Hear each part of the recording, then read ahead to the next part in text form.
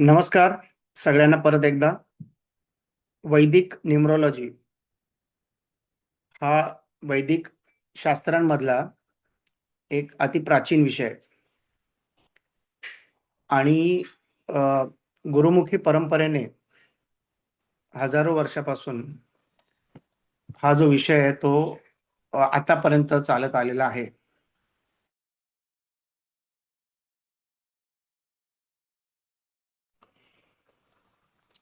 वैदिक जी परंपरा आहे ही ऋषी मुनींपासून चालत आलेली आहे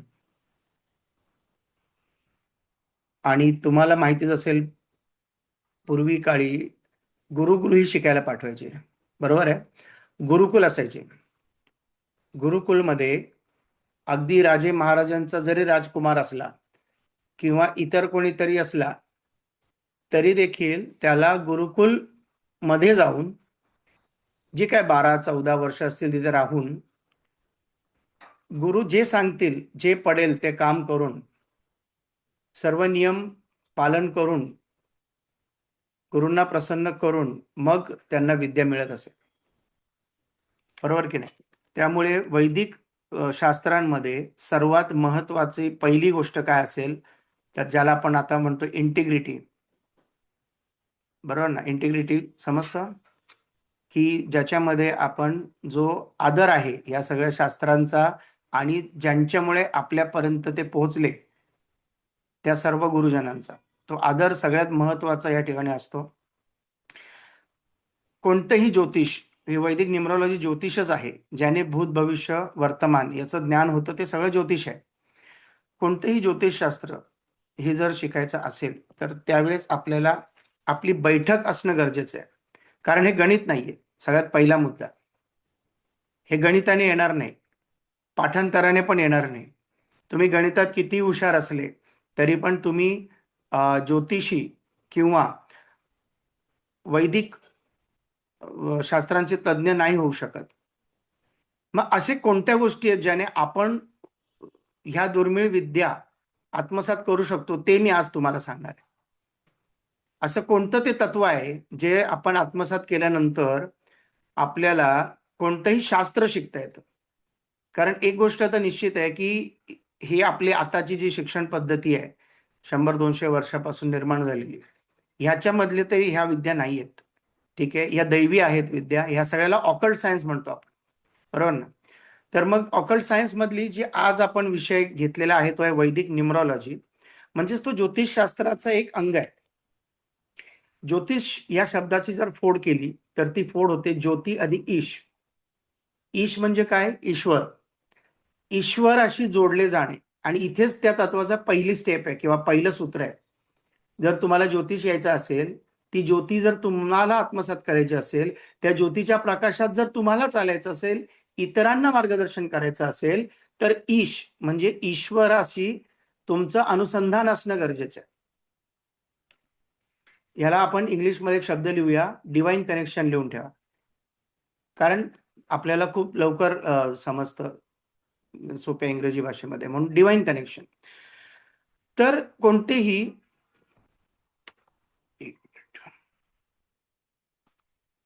कोणतेही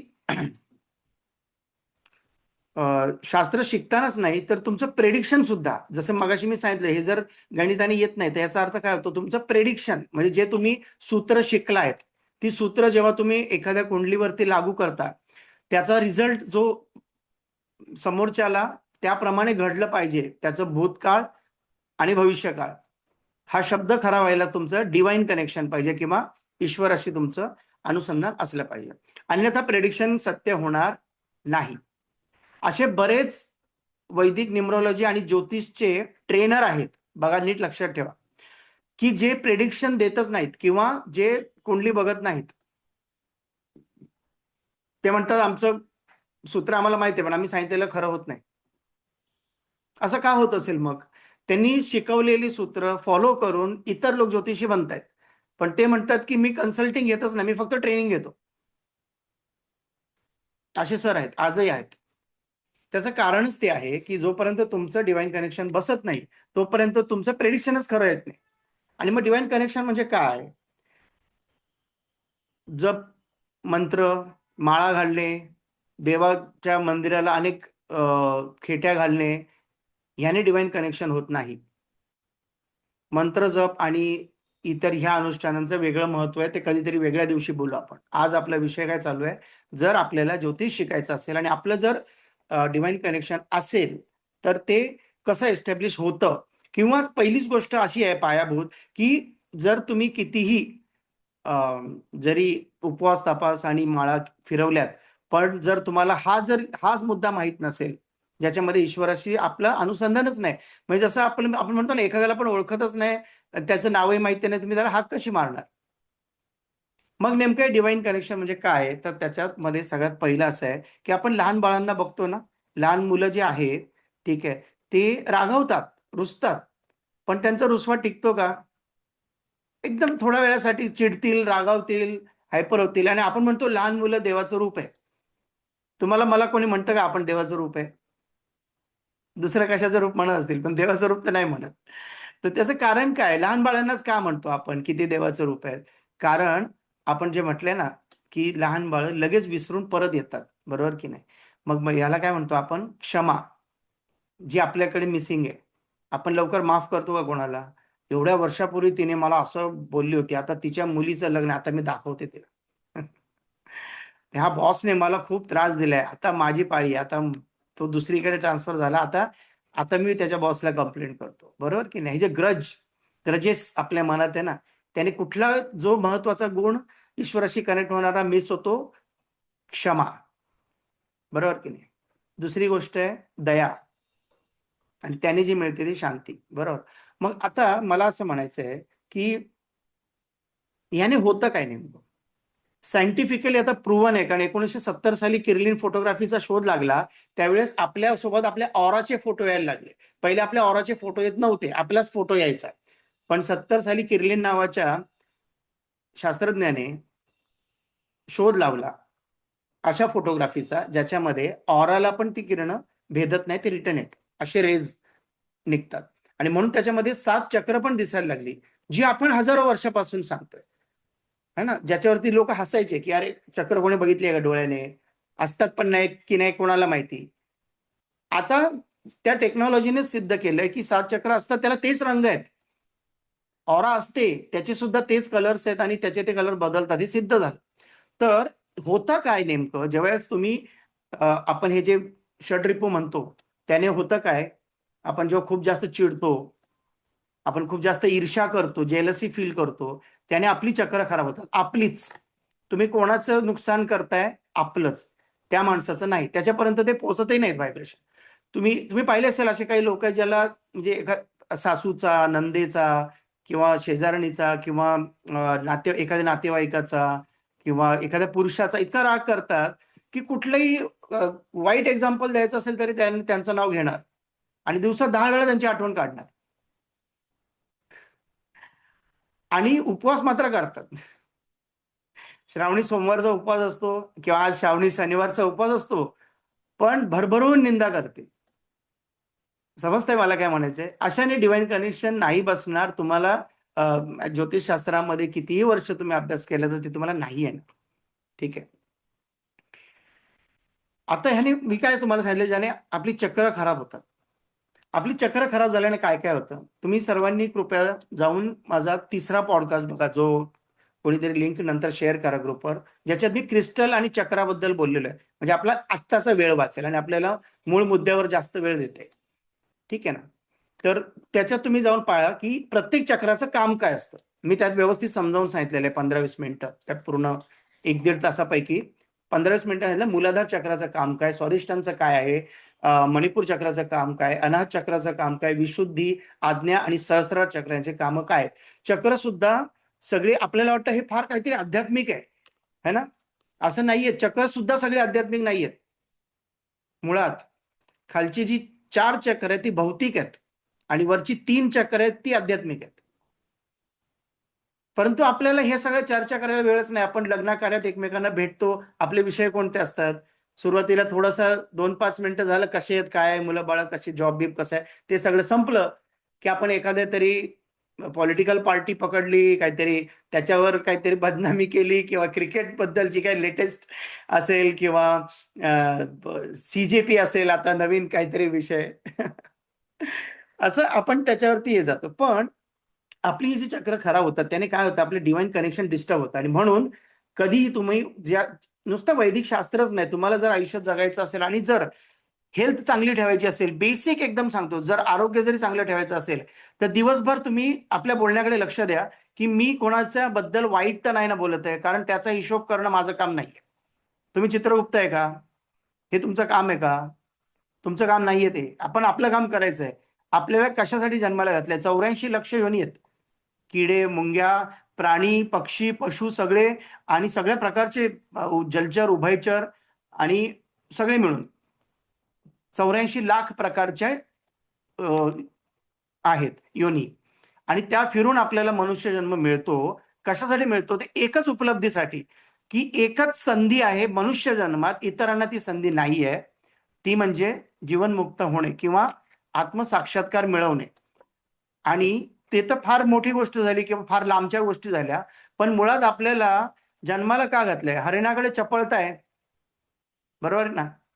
सिंह जंगलाचा राजा आहे, प्रत्येकाकडे काही ना काहीतरी गुणधर्म आहे, बरोबर? मग आपलं नाव काय? ह्युमन बिईंग, म्हणजे ह्युमॅनिटी पाहिजे आपल्याकडे. माणूस म्हणजे माणुसकी पाहिजे आपल्याकडे. ही बेसिक रिक्वायरमेंट आहे. हे काही फार मोठं रॉकेट सायन्स नाही सांगत तुम्हाला, बेसिक रिक्वायरमेंट आहे, तर आपल्याला ते येईल. आता काय असतं, आपल्याला जे काय मिळतं आयुष्य, जे मिळतं, जी जन्मतारीख तुम्हाला मिळालेली, आपण जन्मतारखेवर बोलणार ना आज, ती जन्मतारीख तुम्हाला विचारून दिली का? नाही ना. मग ती मिळते कशाने? प्रारब्धाने. आपण थोडस आधीच्या इंट्रोडक्शन लेक्चरमध्ये पाहिलेलं आहे की प्रारब्धाने आपल्याला मिळते. आता आपल्याला जे काही प्रारब्धाने आयुष्य मिळालंय, ते माणसाला बरीच इच्छा असते ना, बदलून मिळावं म्हणून, है ना? म्हणून तर आपण शोधत असतो ना काहीतरी. तर आपल्याला पहिलं समजून घेतलं पाहिजे की हे खरंच बदलून मिळेल का? किंवा मी थोडा अजून डीपर लेवलला जातो. काय बदलून मिळेल आणि काय बदलून मिळणार नाही हे फिक्स आहे. जाणून घ्यायचं तुम्हाला काय काय बदलून मिळेल आणि काय काय बदलून मिळणार नाही. ठीक आहे. तर 3 शब्द लिहून घ्या. पहिला आहे संचित, दुसरा प्रारब्ध आणि तिसरं क्रियामान. हे समजल्यावर तुम्हाला कळेल काय बदलता येईल, कसं बदलता येईल.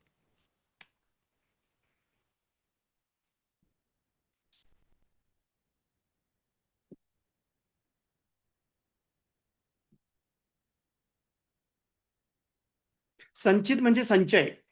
संचय म्हणजे काय? तुम्ही जन्मोजन्मी जेवढे काही चांगली वाईट कर्म केलेली आहे, त्याचं जे काय गाठोडं आहे बनलेलं, ठीक आहे, जे गोडाऊन आहे, तुम्ही त्याला गोडाऊन म्हणू शकता, त्यामध्ये काय काय ठेवलेलं आहे, चांगलं आणि वाईट सगळं मिळून, त्याला म्हणतात संचित. आणि त्यातलं जेवढं घेऊन तुम्ही आता जन्माला आले ते आहे प्रारब्ध. हा जन्म जे घेऊन आलेला आहे तो प्रारब्ध आहे. म्हणून ते प्रारब्ध कोड लँग्वेजमध्ये, जन्मतारखेमध्ये लपलेलं असतं. कोड लँग्वेजमध्ये, कुंडलीमध्ये लपलेलं असतं, आणि त्याचं डिकोड करायचं सायन्स म्हणजेच वैदिक शास्त्र सगळी आणि ज्योतिषशास्त्र सर्व प्रकारची. म्हणून तर आपल्याला त्या एका गोष्टीवरून सांगता येतं कुठल्या वर्षी काय घडेल आणि काय नाही घडणार. हे अॅक्युरेट सांगता येतं, त्याचं कारणच ते आहे. कारण तेव्हा तर काही कर्मच केलेलं नाहीये ना, जेव्हा जन्मतारीख मिळाली तेव्हा. याचा अर्थ काय होतो, की संचित म्हणजे काय? तर तुमच्याकडे जेवढे पैसे, सोनं नाणं, FD, रिअल इस्टेट, सगळं जेवढं काय तुमचं आहे ते तुमच्या जागी आहे, ते संचित आहे. आणि तुम्ही आता समजा ट्रिपला चालले, तुम्ही वैष्णोदेवीला टूरला चाललेले आहेत 8 दिवसासाठी, तेव्हा तुम्ही जेवढे पैसे सोबत घेऊन जाणार आहात, ती ट्रिप म्हणजे आताचं लाईफ, आणि ते सोबत नेलेले पैसे म्हणजे प्रारब्ध. ठीक आहे. आणि म्हणून प्रारब्ध हे दोन्ही गोष्टींनी बनलेलं असतं, चांगले आणि वाईट कर्म. आणि म्हणून चांगल्या आणि वाईट दोन्ही दशा प्रत्येकाला येतात, त्याने कोणीच चुकलेलं नाहीये त्यातून. आणि त्याचाच आपण अभ्यास करतो की ह्याची नेमकी कोणती दशा चालू आहे, ती त्याची पॉझिटिव्ह दशा आहे का निगेटिव्ह दशा आहे. निगेटिव्ह असेल तर किती निगेटिव्ह आहे, ती त्याचं किती नुकसान करेल हे देखील आपल्याला माहिती पडतं. जसं एखाद्या व्यक्तीच्या वाईट दशेमध्ये फार तर त्याचा थोडंसं काय हातपाय मोडेल, तो 2 महिने ऍडमिट होईल, ठीक आहे, एखाद्याचा 1,00,000-2,00,000 रुपयाचं नुकसान होईल. पण एखाद्याची दशा अतिशय स्ट्रॉंग जर असेल निगेटिव्ह, तर त्याचं आयुष्यभराची कमाई पण जाऊ शकते. कदाचित त्याला इतकं कर्ज होईल की पुढचं उरलेलं आयुष्य त्याचं ते भरण्यात जाईल. हे माहिती करून घेण्याचं शास्त्र म्हणजे वैदिक न्यूमरोलॉजी. आणि प्रारब्ध हा संचित कर्माचाच एक हिस्सा आहे. जे आपल्याला नीट शब्द लक्षात घ्या, भोगून संपवायचं आहे. भोगून संपवायचं आहे. म्हणजे तुम्ही कितीही जोर लावा, कितीही मंत्र जप करा किंवा कितीही तुम्ही जमेल तेवढे एफर्ट्स टाका, तुम्हाला 1 इंच सुद्धा प्रारब्ध हलवता येत नाही. 1 इंचही तुम्हाला प्रारब्ध हलवता येणार नाही, हे सगळ्यात पहिलं लक्षात ठेवा. आणि ज्योतिषशास्त्र काय सांगतं, प्रारब्ध आपल्या आत्ताचे आयुष्य जे जगतोय त्याच्यामध्ये प्रारब्धाचा हिस्सा आहे 60%, 60. आणि क्रियामान कर्माचा हिस्सा आहे 40%. हे तुमच्या हातामध्ये आहे. आता समजा मी ह्या जन्मी जन्माला आलो, मला न विचारता जन्मतारीख मिळाली, मला न विचारता माझं नाव ठेवलं, बरोबर, अमोल नाव ठेवलं. आता मी पुढे जाऊन विचार करेन की अमोल नाव मला सूट होतं का, मग मी त्याच्यामध्ये काही बदल करू का, AMUL करू का, पॉझिटिव्ह व्हायब्रेशन वरती जाईल का. हा बदल करणं क्रियामान आहे. आता फरक लक्षात घ्या, थोडा सूक्ष्म आहे फरक. प्रारब्धाने हे आयुष्य दिलं, जन्मतारीख दिली, नाव दिलं, त्या नावामध्ये मी जो बदल करतोय ते क्रियामान कर्म आहे. मी आता इथून पुढची गाडी घेताना त्याची टोटल किती घेऊ, 1 घेऊ टोटल की 5 घेऊ, मला जास्त काय चांगली होईल, ते क्रियामान कर्म. मी पुढचं घर घेताना ते कसं बघून घेऊ, कसं वास्तू असलं पाहिजे त्याचं, हे पाहून घेणं, हे क्रियामान कर्म. आणि ते आपल्या हातामध्ये आहे आणि ते 100% बदलता येतं तुम्हाला. आलं लक्षात. त्याचं वेटेज किती आहे, 40% आपल्या आयुष्यामध्ये असतं. आणि जर आपण असं म्हणू की जर मला प्रारब्ध अजिबातच बदलता येत नाहीये, बरोबर, माझी दशा पॉझिटिव्ह आहे ती पॉझिटिव्हच जाणार आहे, निगेटिव्ह आहे ती निगेटिव्हच जाणार आहे, मग मी शास्त्र का शिकायची, प्रश्न आहे ना. मी कशाला शिकू वैदिक न्यूमरॉलॉजी, मी कशाला शिकू ज्योतिषशास्त्र, मी कशाला वास्तुशास्त्र शिकायचं जर मी प्रारब्ध बदलू शकत नाही तर. त्याचे 2 प्रमुख कारण आहेत. पहिलं लक्षात घ्या, प्रारब्धाने जे तुम्हाला आयुष्य मिळालेलं आहे, ते जे बिल तुमच्या टेबलवर आलंय, ते जेवण कोण जेवलेलं आहे, तुम्ही स्वतः. दुसऱ्या कोणाचंही आपल्याला येत नाही, चुकून पण नाही येत. ईश्वराच्या सृष्टीमध्ये एरर्स, मिस्टेक तर लांबची गोष्ट, एरर्स पण नाही येत. आपला मोबाईल 24 तासांनी डिस्चार्ज होतो. फार चांगली बॅटरी असेल तर 2-3 दिवस पण चालतात असं म्हणतात. 3 दिवसांनी तो डिस्चार्ज होतो. त्याला परत चार्जिंग करायला लागतं कमीत कमी 2 तास. पण आपण जे काही जेवण जेवतो त्याच्यापासून कुठे काय जाणार, त्याचं रक्त किती बनणार, त्याच्यात काय एक्सक्रिटरी सिस्टम मध्ये जाणार, त्याज्य वस्तू काय पौष्टिक आहे ते वेगळं होणार, इतकं सगळं बिना चावी देता, बिना सेल टाकता आणि बिना कुठल्या चार्जिंगच्या हे शरीर 60-70-80-90 काहींचं 100 वर्ष, 100 वर्ष अव्यात कसं काय काम चालतं. म्हणून म्हटलं ईश्वराच्या सृष्टीत एरर नाहीये. ठीक आहे, मग प्रारब्ध हे भोगून उलट संपवलेलं चांगलं. पण जर तुमच्याकडे ज्योतिषशास्त्राची जोड असेल तर तुम्ही त्याच्यात काय बदल करू शकता. फॉर एक्झाम्पल, आता उद्या मला जायचं बाहेर, उद्या मला सकाळी बाहेर जायचंय आणि आज रात्री जर पाऊस खूप जोरात चालू झाला आणि हवामान खात्याने पण अंदाज दिला की तुम्ही उद्या अजून जास्त पाऊस येणार आहे, तर मी काय करू शकतो, काय काय करू शकतो, माझ्याकडे पर्याय काय काय आहे. पहिली गोष्ट, टाळण्यासारखं असेल तर टाळू शकतो. दुसरी गोष्ट, कंपल्सरी जायचं असेल तर 2 व्हीलरच्या ऐवजी 4 व्हीलर घेऊन जाऊ शकतो, किंवा ओला किंवा उबेर मी हे करू शकतो. आणि जर जास्त धोका वाटत असेल तर मी एखाद्या मित्राला सोबत बोलवू शकतो. म्हणजे किती पर्याय उपलब्ध झाले आज तुम्हाला माहित झाल्यामुळे केवळ, की मी उद्या काय करू शकतो आणि काय नाही करू शकतो. फॉर एक्झाम्पल, तुम्ही एखाद्या दुकानातून माल घेतला आणि बोर्ड वाचलाच नाही, बिल काउंटरच्या इथे बोर्ड आहे की सामान बदलून द्यायची वेळ शनिवार सकाळी 10 ते 12 मध्ये आहे फक्त, आणि तुम्ही खूप लांब घरापासून जाऊन 50-100 किलोमीटर लांब आहे आणि तुम्ही तेवढे 50 किलोमीटर गेलात सामान बदलून घ्यायला, तुम्हाला वाटलं हे बरोबर नाहीये, आणि मग त्याने बोर्डकडे बोट दाखवलं, की आज तर नाही होणार, तुमचा हेलपाटा गेला फुकट, बरोबर. हे सेम ज्योतिषशास्त्रामध्ये होतं. आपल्याला आधीच माहित असतं कोणती वेळ माझी चांगली आहे. एकदम सोप्या भाषेत सांगू, आता तुम्ही ड्रायव्हिंग करताय आणि जीपीएस आहे, हे ज्योतिषशास्त्र आहे, आणि त्याने आधीच प्रेडिक्ट केलं की रस्त्याला ट्रॅफिक नाहीये, रोडही चांगला आहे, मोकळा पण आहे, आणि पूर्ण तुम्ही अजून जास्त स्पीडने गाडी चालवू शकता. तसंच तुम्हाला जर कळलं तुमच्या चांगल्या महादशा कोणत्या आहेत, तर तुम्ही त्यावेळेस जास्त रिस्क घेऊ शकता. तुम्हाला एखादा व्यवसाय टाकायची इच्छा आहे, तेही टाकू शकता. तुम्हाला आजकाल डिजिटल जमाना आहे, तुम्हाला त्याच्यात एक्सपान्शन करायचं, तुम्ही तेव्हा करू शकता. आणि जर तुमच्या निगेटिव्ह दशा आहे, त्यावेळेस जे आहे जसं आहे त्याच्यामध्ये अधिक गुंतवणूक न करता जे आहे ते चालून देऊ शकता ना. तुम्हाला जॉबमध्ये आहे, तुम्हाला जॉब चेंज करायचं आहे, तुम्हाला माहितीच नाही काय दशा चालू आहे, आंधळ्यासारखं आपण चाललोय, इथे अप्लाय करू तिथे अप्लाय कर. आणि दशा आहे राहूची. 4 नंबरची जेव्हा दशा येते 4 वर्षासाठी येते, ती राहू या ग्रहाची दशा असते. आणि त्या 4 वर्षामध्ये जो कोणी जॉब चेंज करतो, जो कोणी करिअर चेंज करतो, उरलेलं पूर्ण आयुष्यभर त्याला ते लक्षात राहतं, हे काय मी म्हणजे कुऱ्हाड पायावर नाही मारली, कुऱ्हाडीवर मी पाय मारला. कारण ती राहूची दशा आहे. राहू सगळ्यात डेंजरस काय असेल, आपण शनीला घाबरतो, शनी तर कर्मफल दाता आहे, सगळ्यात डेंजर राहू आहे. आणि राहूची फळं ही अनप्रेडिक्टेबल आहे, कोणत्याही प्रकारची असू शकते. तुमच्यातले बरेच जण वैदिक वास्तुशास्त्र शिकले, त्यांना विचारा, नैऋत्य दिशा ही राहूची आहे, राहूच आहे तिथे सुद्धा. म्हणजे तुमचा 9 ग्रहांचा जर अभ्यास पक्का असेल तर तुम्हाला कोणते शास्त्र लवकर येतं. मग तिथे राहू आहे, तिथे नैऋत्य जर दोष झाला तर खूप सर्वात डेंजरस. बरोबर ना वृषाली मॅम, अजिंक्य सर, निखिल सर, पद्माकर, सगळ्यांनी शिकलेले आहेत वैदिक वास्तुशास्त्र, तुम्हालाही माहिती आहे.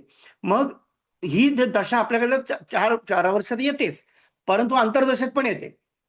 आणि जेव्हा अंतर्दशेत येते तेव्हा 1 वर्षासाठी आपल्याला केअरफुल राहायचं असतं. ते पर्सनल इयर नाहीये, ती अंतर्दशेमध्ये येते. दशा कॅल्क्युलेशन खूप किचकट आहे, 2 लेक्चर लागतात शिकवायला फक्त दशा कशा काढायच्या ते. बट एनिवे, क्रियामान कर्म 40% तुमच्या हातात आहे, जे मर्जी आहे ते करा. पण आपण काय म्हणतो माहितीये काय, देवाच्या मर्जी पुढे कोणाचं काय चालते, देव रिकामा आहे का हो? देवाला एवढंच काम आहे की तुमच्या रस्त्यात अडथळे निर्माण करायचे, तुम्हाला त्रास द्यायचा, तुमची लोकांनी बदनामी करायची, एवढी ऊर्जा टाकायलाच देव ईश्वर बसलाय का? नाही. तुमच्या कर्माची 100% जबाबदारी तुमची आहे. आणि ती जो घेत नाही, ती जबाबदारीने जो घेत नाही, तो अशा पळवाटा सोडतो. त्यामुळे प्रारब्ध जो भोगून संपवायला तयार असेल त्या व्यक्तीला कुठलीच भीती नाही. तुम्ही साधं उदाहरण बघा, प्रेमानंद महाराज आहेत आता, किती उच्च कोटीचे आणि काय सुंदर त्यांचे प्रवचन असतात. म्हणजे अलीकडच्या काळात मला त्यांचे हे जास्त आवडतं. आणि खूप छान त्यांचा अध्यात्माची जी रीच आहे, म्हणजे जी उंची आहे ती खूप जास्त आहे. तरी सुद्धा त्यांच्या दोन्ही किडण्या, पहिली फेल झाली, नंतर दुसरीचा पण आता प्रॉब्लेम झालाय, स्वतः सांगतात ते. आलं का लक्षात? म्हणजे तुम्ही प्रारब्धाला, ते स्वतःच सांगतात माईकवरून, की प्रारब्धाला अवॉइड नाही करू शकत. मी भले मला कळलंय आता माझा ईश्वर सेवेतच हा जन्म जाणार आणि पुढच्या कर्म मी चांगली करतोय, पण हे मला पूर्वकर्माने मिळालेलं आहे आणि जेवढं मी भोगून संपेल तेवढं चांगलं आहे. त्यांना हायपर बीपीचा त्रास आहे. ते त्यांना कधी कधी प्रवचन करताना त्यांचे जे शिष्य आजूबाजूला असतात ना काळजी घेणारे, ते सांगतात बघा, तुम्ही काही व्हिडिओज मध्ये पण आहे, त्यांना असं इशारा करतात, जरा म्हणजे एक्साइट होऊ नका जास्त, नाही तर तुमचा बीपी शूट होईल. तुकाराम महाराज, हा, जगद्गुरु आपण म्हणतो, पण आर्थिक दृष्ट्या किती त्रास होता त्यांना, बरोबर की नाही? जे प्रारब्धाने जन्मात लिहून आणलेलं आहे ते कधीच तुम्ही टाळू शकत नाही. आता प्रारब्ध देतो काय, तुम्हाला एकदम सोपं सांगतो. जे तुमच्या हातात नाही ना आणि तुम्हाला मिळालंय ते सगळं प्रारब्धाने दिले. आई वडील तुम्हाला विचारून दिले का? प्रारब्धाने आले. पती पत्नी प्रारब्धाने मिळाले. म्हणजेच परत सासू सासरे नणंद भाऊजाई प्रारब्धाने आपल्या कर्म गतीप्रमाणेच मिळालेले, त्यामुळे त्यांना नावं अजिबात ठेवायची नाही. आलं लक्षात? ते तुमच्याशी चांगलं वागतायत का वाईट वागतायत हे तुमचं बिल पेमेंट आहे. ते बिल तुम्ही जेवताना मजा आली आणि बिल आल्यावर का रडता मग? आपण नोकरी चूज करू शकतो, बॉस चूज नाही करू शकतो, तो प्रारब्ध देतो. येते आता लक्षात प्रारब्धाने काय काय मिळतं, जे तुमच्या कंट्रोलमध्ये नसेल. तुम्हाला वाटतं मी हे करेन, मी ते करेन, करोनाने दाखवून दिलं तुम्ही काही नाहीये. 6 महिने घरात बसा, स्वतःचे कपडे स्वतः धुवा, स्वतःची लादी स्वतः पुसा, की करोड अरबोपती स्वतःच स्वतः करायला लागलं, सगळं ठप जागेवर. निसर्गाने एक चुटकी वाजवली, माणूस लगेच हतबल. मग हे समजून का घ्यायचंय किंवा मी तुमचा वेळ का घेतोय, तर ह्या सगळ्या ज्या गोष्टी मिळतायत ह्या तुमच्या प्रारब्धाने तुम्हाला मिळतायत. हा, आणि क्रियामान म्हणजे काय, त्याच्या रिॲक्शन्स. तुम्ही ज्या रिॲक्शन देताय ना, ही नणंद अशीच आहे, ही शेजारीण अशीच आहे, ही माझी सासू अशीच आहे, ही अशी सून कोणाला नाही भेटू दे, ह्या ज्या रिॲक्शन तुम्ही देता ह्या तरी तुमच्या हातात आहेत ना. त्याने तुम्ही म्हणजे सुरुवातीला जे सांगितलं चक्र खराब करतोय ना, तुम्ही ईश्वराने बनवलेल्या ह्या सिस्टमवर तुम्हीच तुमचेच फळं घेताय आणि त्याला तुम्हीच रिॲक्शन देताय आणि त्या रिॲक्शन चुकीच्या जात आहेत कुठेतरी. आणि म्हणून तुम्हाला मी ज्योतिषपुरतं बोलेन आज. मला ह्या विषयात ह्याच्यात नाही जायचंय खोलात. मी ज्योतिषपुरतं बोलेन. तुम्हाला जर नीट बघता आलं पाहिजे असं वाटत असेल किंवा तुम्हाला चांगला ज्योतिषी गायडन्स म्हणून मिळाला पाहिजे असेल, तरी सुद्धा हे कंपल्सरी आहे समजून घेणं की आपण रिॲक्शन काय देतोय. मला लोक येऊन म्हणतात बायकोचा स्वभाव बदला, काही पण करा. मुलगा खूप हट्टी आहे, अजिबातच ऐकत नाही. काही करा, असं काहीतरी काहीतरी मंत्र विंत्र म्हणून भस्म फुका याच्यावर. मला म्हणतात हा ना नुसता हट्टीपणा करत राहतो, फोन तोडतो, टीव्ही फोडतो, हेच पाहिजे, सायकल पाहिजे, गाडीच पाहिजे, मी अभ्यासच नाही करणार, मी कॉलेजलाच नाही जाणार, काय करू कळत नाही. पण लक्षात ठेवा, हे असा मुलगा मिळणं हे त्याचं प्रारब्ध, त्या व्यक्तीचं. आणि तो मुलगा जे वागतोय, जो हट्टीपणा आहे, ती त्याची ग्रीड. आपल्याला आता इथून पुढे आपण जेव्हा ग्रीडचा अभ्यास करणं, तुम्हाला व्यक्ती नीट कळायला लागतील की हा मुळात कसा आहे. व्यक्तीचा अभ्यास करायचा तर ग्रीड, आणि त्याच्या आयुष्यात काय उचापती चालल्या ते दशा सांगते.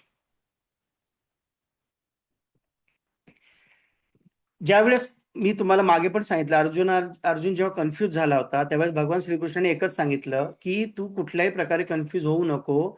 हे तू गुरुजनांना, भावंडांना नाही मारत आहे. तू पहिली गोष्ट लक्षात घे काय चालू आहे आता.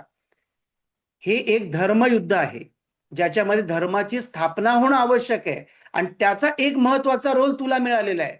आणि त्याच्यामध्ये मात्र तू आता कुठेही डिस्टर्ब होऊ नको. तो म्हणे पण मग आता हे जे भावना मनात आली आहे तिचं काय करू. तर मग भगवान श्रीकृष्णाने इतका सुंदर उपदेश केला. त्यांनी अर्जुनाला सांगितलं की दोन प्रकारची कर्म असतात या जगामध्ये. एक असतं सकाम कर्म आणि एक असतं निष्काम कर्म. आणि तुला जे आता करायचं आहे ते निष्काम कर्म आहे. सकाम कर्म म्हणजे काय, आपण म्हणतो काय, आता पूर्वी काळी जास्त होतं, आताही आहे बऱ्याच ठिकाणी. म्हणजे त्यासाठी पण कुंडली दाखवायला येतात. मुलगा पाहिजे, मुलगाच पाहिजे. पहिली गोष्ट मुलगा पाहिजे म्हणजे काय, वारस. माझी जी काय संपत्ती आहे माझा पुढे ते चालवलं पाहिजे. आणि दुसरं, वय झाल्यावर मला सांभाळेल, है ना. मुलगा पाहिजेच. मुलगी काय, मुलगी लग्न करून निघून जाईल, मुलगा आमच्या जवळ राहील. हा माझा बिझनेस आहे, व्यापार आहे, हा व्याप मी कशाला वाढवलाय, कोण चालवणार, तो मुलगाच चालवेल ना.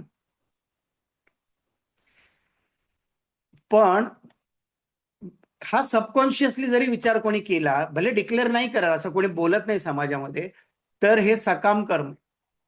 हे लक्षात ठेवा. तुम्हाला ज्या वेळेस तुम्ही संसार प्रपंच करता, तर बिझनेस, व्यापार किंवा जॉब हे करावाच लागतो. कारण जेव्हा तुम्ही लग्न केलंय, तुमचं कुटुंब आहे, तुमच्यावर जबाबदारी आहे, त्यावेळेस तुम्हाला तुमचं कर्म करणं आवश्यकच आहे.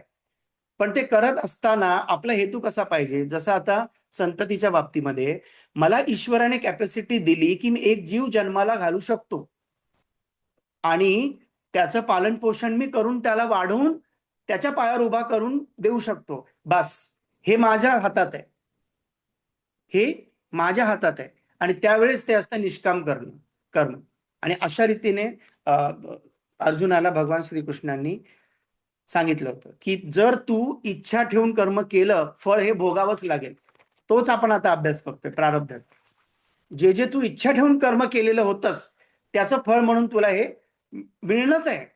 भगवान श्रीकृष्णांना सुद्धा त्यांच्या उतार वयात हे सगळं झाल्यानंतर खूप सारा त्रास झाला. तुम्ही महाभारताचे शेवट वाचा. कारण बघा, आपण महाभारत कुठलं बघतो, B.R. चोप्रा, नाही तर मग आता मध्ये आलं होतं स्टारवर. असं करू नका. तुम्ही महाभारताचा स्वतः अभ्यास करा, तुम्हाला अजून कितीतरी गोष्टी कळतील. जसं मी नेहमी सांगतो, शिवस्वरोदय शास्त्र शिका तुम्ही. त्याचं कारण, जर तुम्ही स्वतः महाभारत वाचले असेल किंवा रामायण वाचलं असेल, तर तुमच्या लक्षात येईल की प्रभू रामचंद्रांपासून ते अगदी पांडवांपर्यंत सगळे स्वर फॉलो करत होते. पण हे B.R. चोप्रांना दाखवण्यात इंटरेस्ट नाही, कारण त्यांनी कमर्शियल एक मालिका बनवली आहे. त्यांना अध्यात्म पुढे नेण्याची इच्छा नाहीये. त्यांना त्याचा TRP हवा आहे. त्यांनी पैसे लावले तर पैसे बघणार ना ते. त्यांची काही चूक नाही, चूक आपली आहे की आपण त्याला महाभारत समजून बसलोय. कितीतरी अशा गुप्त विद्यांचा उल्लेख रामायण महाभारतामध्ये आहे, मी स्वतः वाचन केलेले म्हणून सांगतो. आता दुसरा प्रश्न असा निर्माण होतो, एक तर कळलं आता ज्योतिष का शिकायचं, मग लोक म्हणतात मग आता ईश्वर सेवा का करायची? जर माझं प्रारब्धच मी भोगतोय, मी आता ह्या जन्मात चांगली कर्म करून पुढचं माझं प्रारब्ध चांगलं करू शकतोय, मग ईश्वर सेवा का करायची? तर तुम्ही जर लक्षात घेतलं, आपल्याला आता हे आयुष्य जगताना त्रास होतोय ना, कितीतरी त्रास होतो की नाही, याला मृत्यूलोक म्हणतात. पृथ्वीला प्रचंड आपण त्रास काढतोय आता सुद्धा, किंवा काल सुद्धा, उद्या सुद्धा, है ना. घडोघडी आपल्या समोर असे प्रॉब्लेमचे डोंगर आहेत समोर उभे राहिले. हे फक्त ह्या जन्मी भोगण्याचं प्रारब्ध आहे ना. संचिताचं काय, जे इतक्या जन्माचं साठलेलं आहे, ज्याच्यातून आम्ही थोडंसं घेऊन आलोय आणि आता जगतोय. तर ईश्वर भक्तीचं महत्व असं आहे की ईश्वराने स्वतःकडे एक वेटो पॉवर ठेवलेली आहे. तुम्ही जर कुठल्याही जीवनमुक्त साधू संताला काळजीपूर्वक ऐकलं तरी तुम्हाला हेच वेगवेगळ्या भाषेमध्ये त्यांनी नेहमी सांगितलेलं आहे. गाडगे महाराजांनी, तुकाराम महाराजांपासून आताच्या जे जेन्युन जे आहेत साधू संत, त्यांनी हे सांगितलेलं आहे की तुमच्या संचिताचं गोडाऊन पूर्णपणे रिकाम करण्याची ताकद ही फक्त ईश्वराकडे आहे, या पूर्ण ब्रह्मांडात इतर कोणाकडे नाही. विचार करा, पूर्ण संचित शून्य होऊ शकतो, झालंय, होतं. आणि पुन्हा जन्म हा का मिळतो? आपण जन्मच का घेतलाय? पॉझिटिव्ह निगेटिव्ह, पुण्य आणि पाप दोन्ही घेऊन जन्माला आले ना आपण. तो जन्माच्या फेऱ्यातून तुम्ही मोकळे होऊन जाता. म्हणून ईश्वर भक्तीचं महत्व आहे. आणि ती ईश्वर भक्ती मागाशी सांगितल्यासारखी नाही. श्रावणी सोमवारचा उपवास आहे आणि भरपूर निंदा नालस्ती चालू आहे. व्यवहारात फसवणूक चालू आहे. एखाद्याची त्याच्याकडून मेहनत करून घेतली आहे, त्याचे 2,500 ठरले होते, नाही नाही मी आता 2,000 देणार, मी नाही देणार 2,500 रुपये. त्याचा मेहनतानं बुडवणे सगळ्यात मोठा प्रॉब्लेम. आणि त्याने काय होतो, शनी खराब होतो. जेव्हा तुम्ही एखाद्या व्यक्तीचं मेहनत आहे, त्याने जर अंग मेहनत केली असेल, एक पर्टिक्युलर कॅटेगरी विषय निघाला म्हणून सांगतो, आणि हे कुंडलीमध्ये पण दिसतं की त्याचे जर तुम्ही वारंवार पैशामध्ये बुडवलं किंवा एखाद्या व्याजाने पैसे देऊन जर त्याच्याकडून जास्त त्रास देऊन त्याच्याकडून पैसे काढले आणि असा तुम्ही व्यवसाय जर केला, तर तुम्हाला ह्याच जन्मी हाडांची दुखणी होतात, पश्चिम दिशेला टॉयलेट मिळतं, पाय मोडतो, ऍक्सिडेंट मध्ये तरी मोडतो, नकली बसवायला लागतो, काहीतरी होतं, त्याची हड्डी मोडते पायाची. आणि तिसऱ्या पिढीत म्हणजे आतापासून मुलगा आणि त्याचा मुलगा, तिसऱ्या मुलगा किंवा मुलगी, मुलीचा मुलगा, मुलाचा मुलगा, तिसऱ्या पिढीमध्ये म्हणजे पोलिओ सारखे वगैरे जे आपण बघतो ना आजार, इतके गंभीर दोष त्या घरामध्ये साठत जातात. त्याला व्याजावर व्याज लागतं त्या दोषांना. तुम्ही व्याजावर व्याज घेतलं तेव्हा मजा आली, एकदम पैसा येतोय, रोज पैसा येतो, आज ह्याच्याकडून येणार आहे, उद्या त्याच्याकडून. आणि जेव्हा रिपे करायची पाळी येते ना, तेव्हा ते खूप भयंकर आहे. आणि म्हणून नेहमी एक वाद आहे ना, कर्म मोठी की भाग्य? भाग्यच मोठे, भाग्यच मोठे, कारण भाग्याला एस्केप नाहीये, कर्माला पळवाट आहे. माझं नाव अमोल आहे, मी अमूल केलं है ना, किंवा एक एक्स्ट्रा ए किंवा ई लावला है ना, पद्माकरजींनी डी लावला किंवा काय कोणी काही केलं, तर हे आपलं हे आहे. पण भाग्याला एस्केप नाही, पळवाटच नाही. ज्यांची आपण पूजा करतो ते राम आणि सीता हे म्हणजे साक्षात ईश्वराने सुद्धा मनुष्य जन्म घेतला तर 14 वर्ष वनवासात जायलाच लागलं, बरोबर की नाही? ते नाही टळलं त्यांना. स्वतः ईश्वर प्रसन्न होता पांडवांवर, कृष्ण, तरी सुद्धा त्यांना अज्ञातवासा सकट वनवास भोगावाच लागला, टाळता नाही आलं. भगवान श्रीकृष्णांना आपला भाचा वाचवता नाही आला युद्धामध्ये, कारण ईश्वराने निर्माण केलेल्या नियमांमध्ये ईश्वर स्वतः हस्तक्षेप करत नाही. स्वतः ईश्वराला सुद्धा ज्या वेळेस अवतार घ्यावा लागतो, मनुष्य देह ज्याने ज्याने धारण केला त्याला ह्या प्रारब्धाच्या प्रॉब्लेम पासून सुटका नाही. मग ज्योतिष शिकून सुटका होईल हे तर खूप लांबची गोष्ट झाली, ते फार हास्यास्पद आहे ते, बरोबर की नाही? तुमच्यापैकी कोणाला आवडेल राम सीतेसारखं आयुष्य? वनवास पण 14 वर्षाचा होईल, नंतर तिकडे सेना गोळा करायला लागेल, अयोध्येची सेना पण नाही येणार, आणि तुम्हाला ते परक्या मुलखात जाऊन युद्ध करून आणून परत कोणतरी बोलला म्हणून तिलाही अग्निपरीक्षा परत द्यायला लागेल. कोणाला आवडेल असं लाईफ? म्हणजे ज्या ईश्वराची आपण भक्ती करू त्यांचं लाईफ सुद्धा आपण जगण्याचं इमॅजिन पण नाही करू शकत. मग आपल्याला वाटतं नाही नाही आपलं बरं आहे, मग आपलं चांगलं आहे, ठीकठाक आहे, मग त्यांच्यापेक्षा ओके आहे आपण. भगवान शिवांची पत्नी सती माता दक्ष प्रजापतीच्या जेव्हा यज्ञामध्ये गेली, ती कधी कथा वाचा तुम्ही, खूप ऐकण्यासारखी आहे. आणि त्या सती मातेचं त्यांना माहित होतं, ते तर देवाती देव आहे, त्यांना सगळं माहित होतं.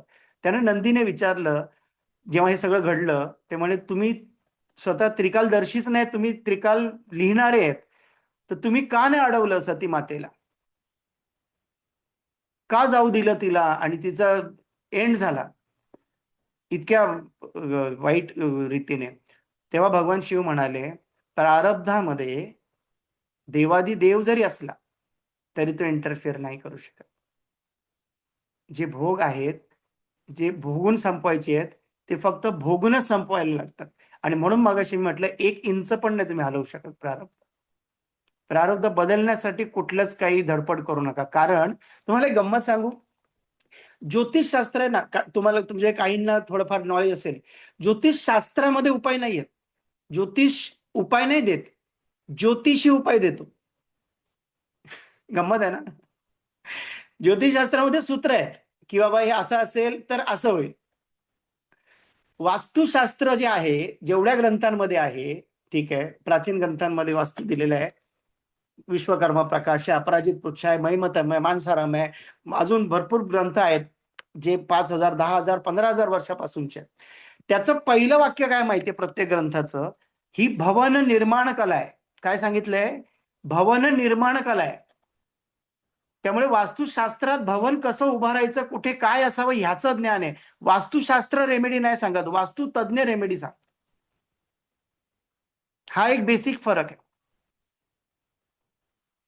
मग ते रेमेडी कशा सांगतो, तर ऑफकोर्स जे ग्रहांची तत्व सृष्टीमध्ये ज्या पद्धतीने लपलेली आहेत, ज्याने जे अडॉप्ट केलंय, म्हणजे गुरु ह्या ग्रहाने काय काय पिवळा रंग अडॉप्ट केला, बरोबर, त्याच्यानंतर एक्सपान्शन अडॉप्ट केलंय, त्याच्यानंतर पुष्कराज रत्न अडॉप्ट केलेलं आहे, मग त्याच्यानंतर हळद आहे, केसर आहे. मग गुरुग्रहाने जे जे अडॉप्ट केलंय, तो ज्योतिषी त्या तत्व तुमच्या आयुष्यात आणून द्यायचा प्रयत्न करतो की ज्याने तुमचं प्रारब्ध सुसह्य व्हावं.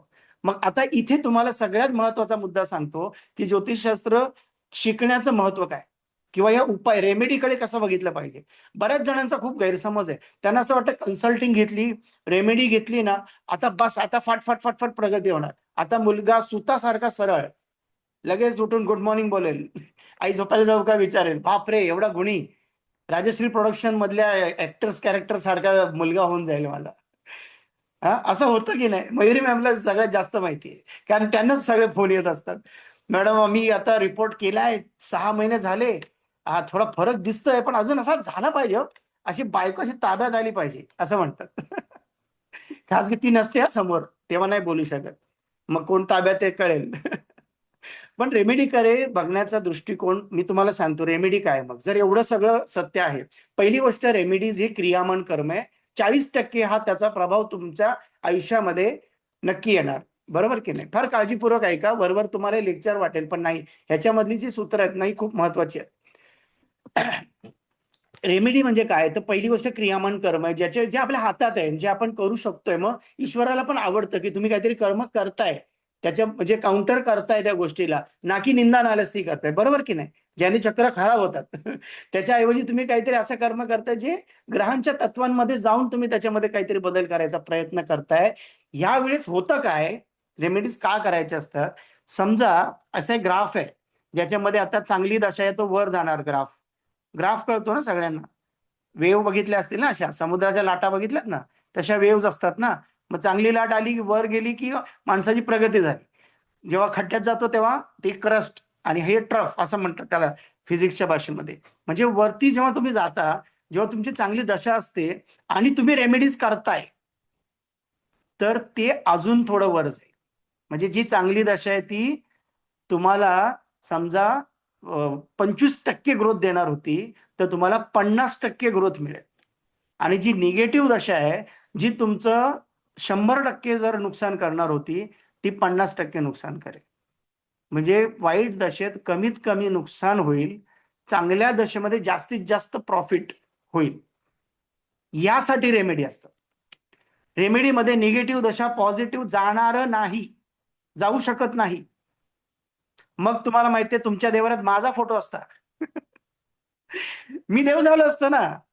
100% देव झालो असतो. अरे तुमची कुठली शनीची दशा, या इकडे चला, हे घ्या, हे रत्न घाला, चला. झालं, शनी संपला तुमचा इथून पुढे. हा? अहो तुम्हालाच कसं, मला मला वाईट दशेत का त्रास झाला असता मग. त्यामुळे असं कुठलाही भ्रम किंवा गैरसमज आपणही पसरवायचे ना. उद्या तुमच्यावर जबाबदारी आहे. तुम्ही बघा, आपण ह्या लेक्चर्सच्या निमित्ताने नेहमी भेटत राहतो. मी म्हणत नाही तुम्ही क्लास करा, नका करू, तुमचं एकदम फ्री विल आहे. पण आपण या निमित्ताने जेव्हा भेटत राहतो, त्यावेळेस तुमच्यावर पण जबाबदारी. तुम्हालाही 4 लोक विचारतात की अरे तुम्ही ह्या सगळं ऐकत असता, मग जरा काहीतरी, मग तुम्ही सुद्धा गैरसमज न पसरवणे हे पण तुमची नैतिक जबाबदारी आहे की नाही. आणि मग आता खऱ्या रेमेडी कोणत्या आहेत, म्हणजे आपण मग नक्की काय करू शकतो. आपल्या हातात काय, तर पहिली गोष्ट षड्रिपूंना कंट्रोल करू शकतो. बरोबर. काम, क्रोध, लोभ, मोह, मद आणि मत्सर. मद करणे म्हणजे गर्व करणे, आपल्याला जे काही मिळाले त्याचा गर्व करणे. मत्सर, दुसऱ्याचा राग करणे की त्याचं चांगलं होत आहे म्हणून त्याच्यावर जळफळाट, त्याच्याबद्दल वाईट भावना. आणि ही कर्म कशी होतात ते पण तुम्हाला सांगतो. मी कुठे कोणाला बोलायला गेले, आपलं काय असतं माहितीये काय, मी कुठे कोणाला बोलायला गेलो, मी आपलं तुम्हाला आपसात बोलतोय. घरी आपण बोलतो ना, नवरा बायको किंवा आपण मुलाला काय बोलतो, अरे मी कुठे तिला बोलायला गेलोय, मी तुला सांगतोय ना.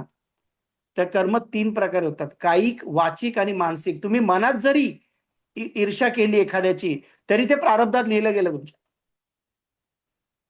आणि वाचिक, आपण म्हणतो मी कुठे त्याला मारायला गेलो काय, मी तर फक्त बोललो ना, जरा डॅमेजच दिसतो, त्याची 2 नंबरची कमाईच दिसते जरा, है ना. किंवा जास्त मार्क मिळाले तर हा नीटचा पेपर फुटला होता तेव्हाच त्याने दिली एक्झाम.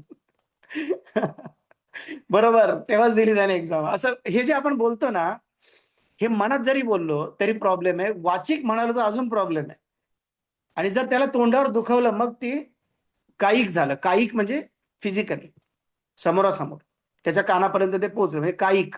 काया, काया म्हणजे देह. आता मराठीचे फार वांदे आहेत सगळ्यांचे. आता तुमचे तरी ठीक, आपल्यापर्यंत ठीक आहे. हे पुढच्या पिढीला काया म्हणजे काय ते म्हणतात, काया स्किन क्लिनिक. नाही, काया म्हणजे देह, कुडी.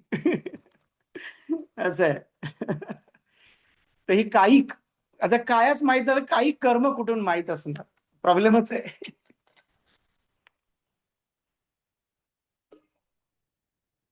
तर मग सगळ्यात चांगली रेमेडी काय, पहिली गोष्ट, पहिली रेमेडी, स्वतःच्या निगेटिव्ह विचारांकडे लक्ष द्या. त्यासाठी रोज सकाळी तुम्हाला ध्यान धारणा करावी लागेल. जोपर्यंत ध्यान करत नाही, तुमचं ध्यान तुमच्याकडे नसणार. तुमचं ध्यान तुमच्याकडे असण्यासाठी तुम्हाला ध्यान करावं लागेल आधी. आणि सकाळचाच वेळ पाहिजे त्याला. तुम्ही म्हणा सगळ्यांचे डबे वगैरे बनवून देते आणि नंतर मग 10-11ला बसते ध्यान करायला, मोबाईल चांगला रिंगटोनवर ठेवून. नाही, ध्यान करायची वेळ आहे पंचपंच उषक काल, म्हणजे जो उषक कालच्या आधी असतो त्याला म्हणतात पंचपंच उषक काल. साधारण 5-6ची वेळ पकडा तुम्ही. सूर्योदयाच्या आधीपर्यंतचं जे अंधुक जो प्रदोष असतो ना, तिथपर्यंतचा टाइम. आणि सुरू कधी होतो हा, बघा सगळ्यांना माहित पाहिजे म्हणून माहितीसाठी सांगतो. वेगवेगळे काळ असतात दिवसभरात, ते आपण त्याच्यावर बोलू कधीतरी. पण त्याचे महत्वाचे काळ सांगतो तुम्हाला. तुम्हाला जी काही ईश्वर सेवा करायची ती सकाळी सकाळीच करून घ्या. रात्री फक्त भैरव किंवा ज्या देवता असतात ना, हनुमानाची उपासना संध्याकाळीच करायची, सकाळी नाही करायची. किंवा काळ भैरव असेल किंवा इतर भैरव असतील, जे काही तुम्हाला कडक देवतांच्या, संरक्षक देवतांच्या उपासना करायच्या त्या संध्याकाळी. सकाळी 3:30 वाजता, म्हणजे इनफॅक्ट जर नीट सांगायचं तर 3:36 देवकाळ सुरू होतो. आणि रात्रीचा जो पिशाचा काळ असतो तो तेव्हा संपतो. आणि म्हणून रात्रीच्या पिशाच्या काळामध्ये ईश्वर उपासना करू नका. असे कोणी जर तोडगे सांगत असतील, रात्री 12 वाजता आंघोळ करून बसा आणि रामाच्या फोटो समोर हे म्हणा, चुकीचं आहे. फार म्हणजे तुमचं तिथे पहिली गोष्ट तुमचं आज्ञाचक्र खराब होईल. म्हणून तुम्हाला सांगतो, तो पॉडकास्ट एकदा बघा, त्याच्यामध्ये चक्रांबद्दल माहिती मी ऑलरेडी दिलेली आहे. पण सांगायचं तात्पर्य काय, तर पंचपंच उषकाल म्हणजे पहाटे 5-6च्या दरम्यान उठा.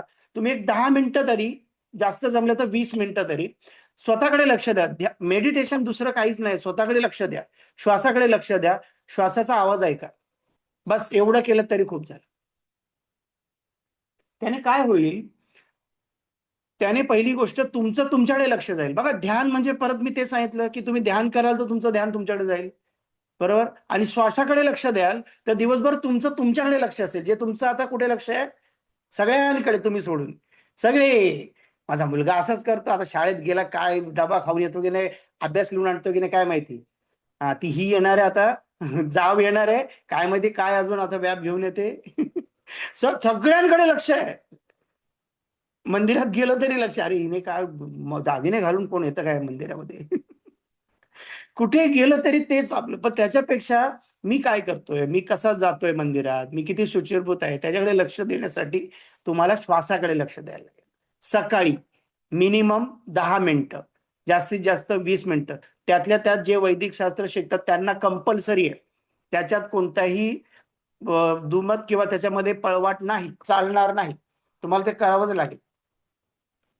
दुसरी गोष्ट तुम्ही काय करू शकता, स्वतःमध्ये बदल करायची पहिली स्टेप तर झाली. दुसरी स्टेप असते एनर्जी हिलिंग. तुम्ही लिहून ठेवा फक्त शब्द. एनर्जी हिलिंग हा खूप वास्ट टर्म आहे.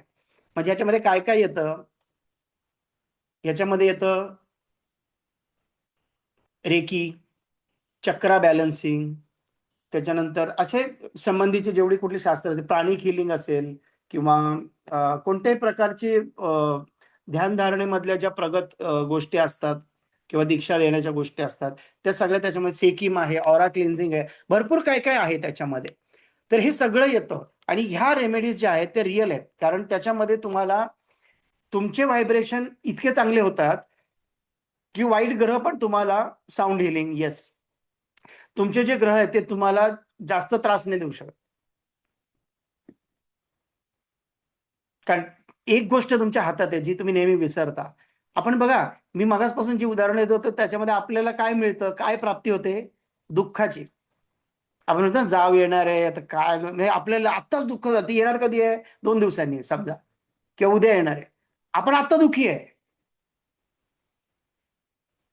आता म्हणतो अजून कुठले टॅक्स लावणार आहे निर्मला सीतारामन काय माहिती, आधी लावेल तेव्हा लावेल, तुम्ही आत्ता दुःखी आहे. त्यामुळे एक गोष्ट, एक चॉईस तुमच्या हातात आहे जी तुमच्या लक्षातच येत नाही. आनंदी राहणे इज अ चॉईस.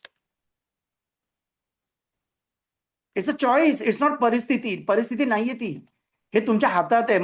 मी किती प्रॉब्लेमॅटिक दिवस गेलाय माझा, प्रचंड प्रॉब्लेम झालाय, खूप धावपळ झालीये, थकलोय, पण मी आरशासमोर उभा राहून स्वतःकडे बघून स्माइल करेन, हे माझ्या हातात आहे ना.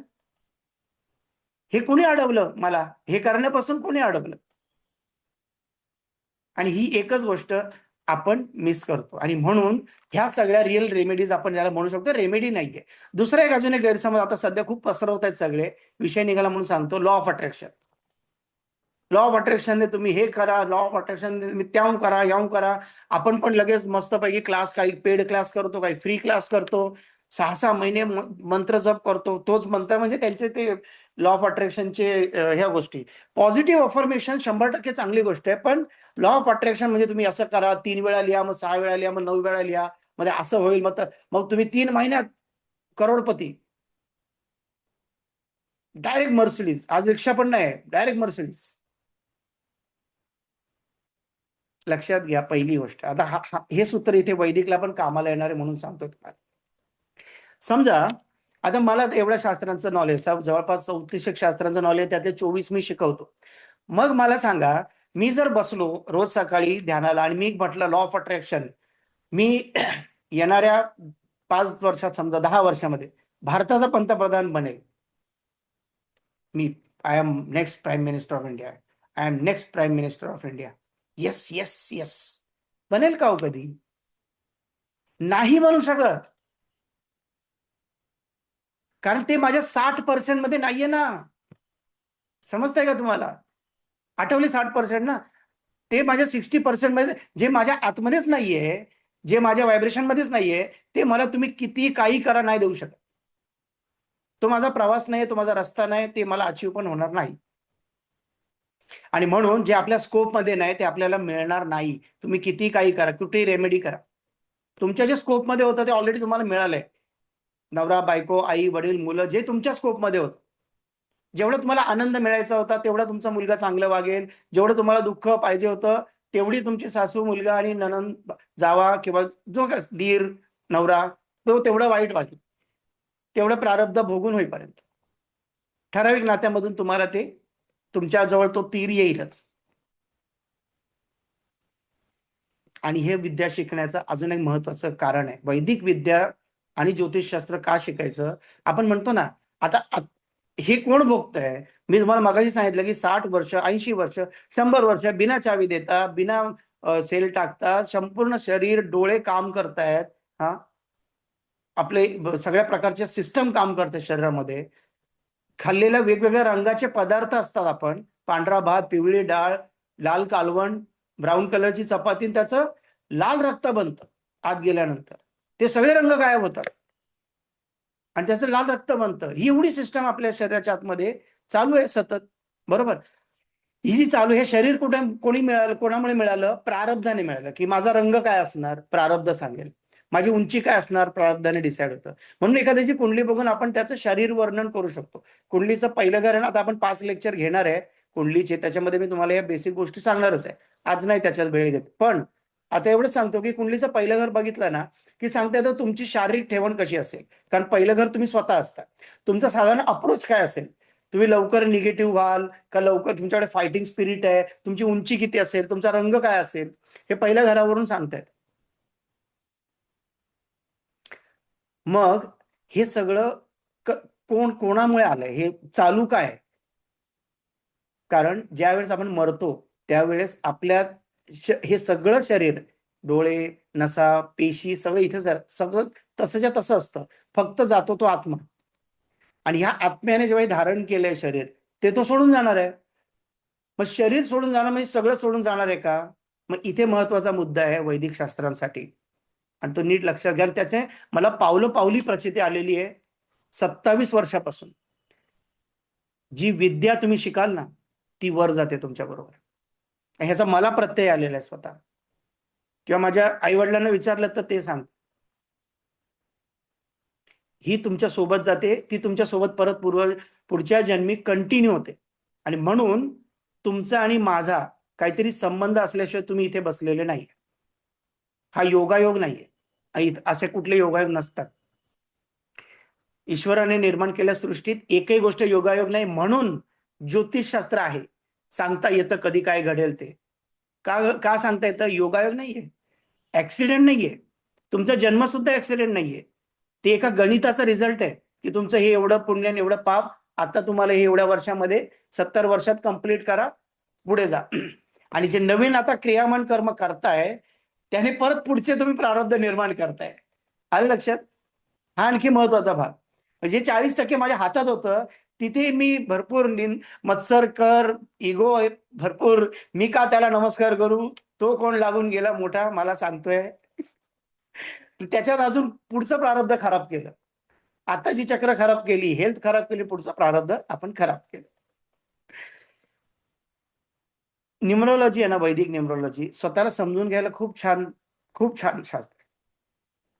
आपण म्हणतो मुलगा आता जन्माला, आता समजा शास्त्र नंतर, पण आपण म्हणतो मुल जन्माला आलंय, मोठा होतोय, किती समजूतदार आहे, हा किती वळण आहे ह्याला, लगेच ऐकतो है ना. आजकाल असे बघायला नाही मिळत. हे वेगळंच मॉडेल आहे.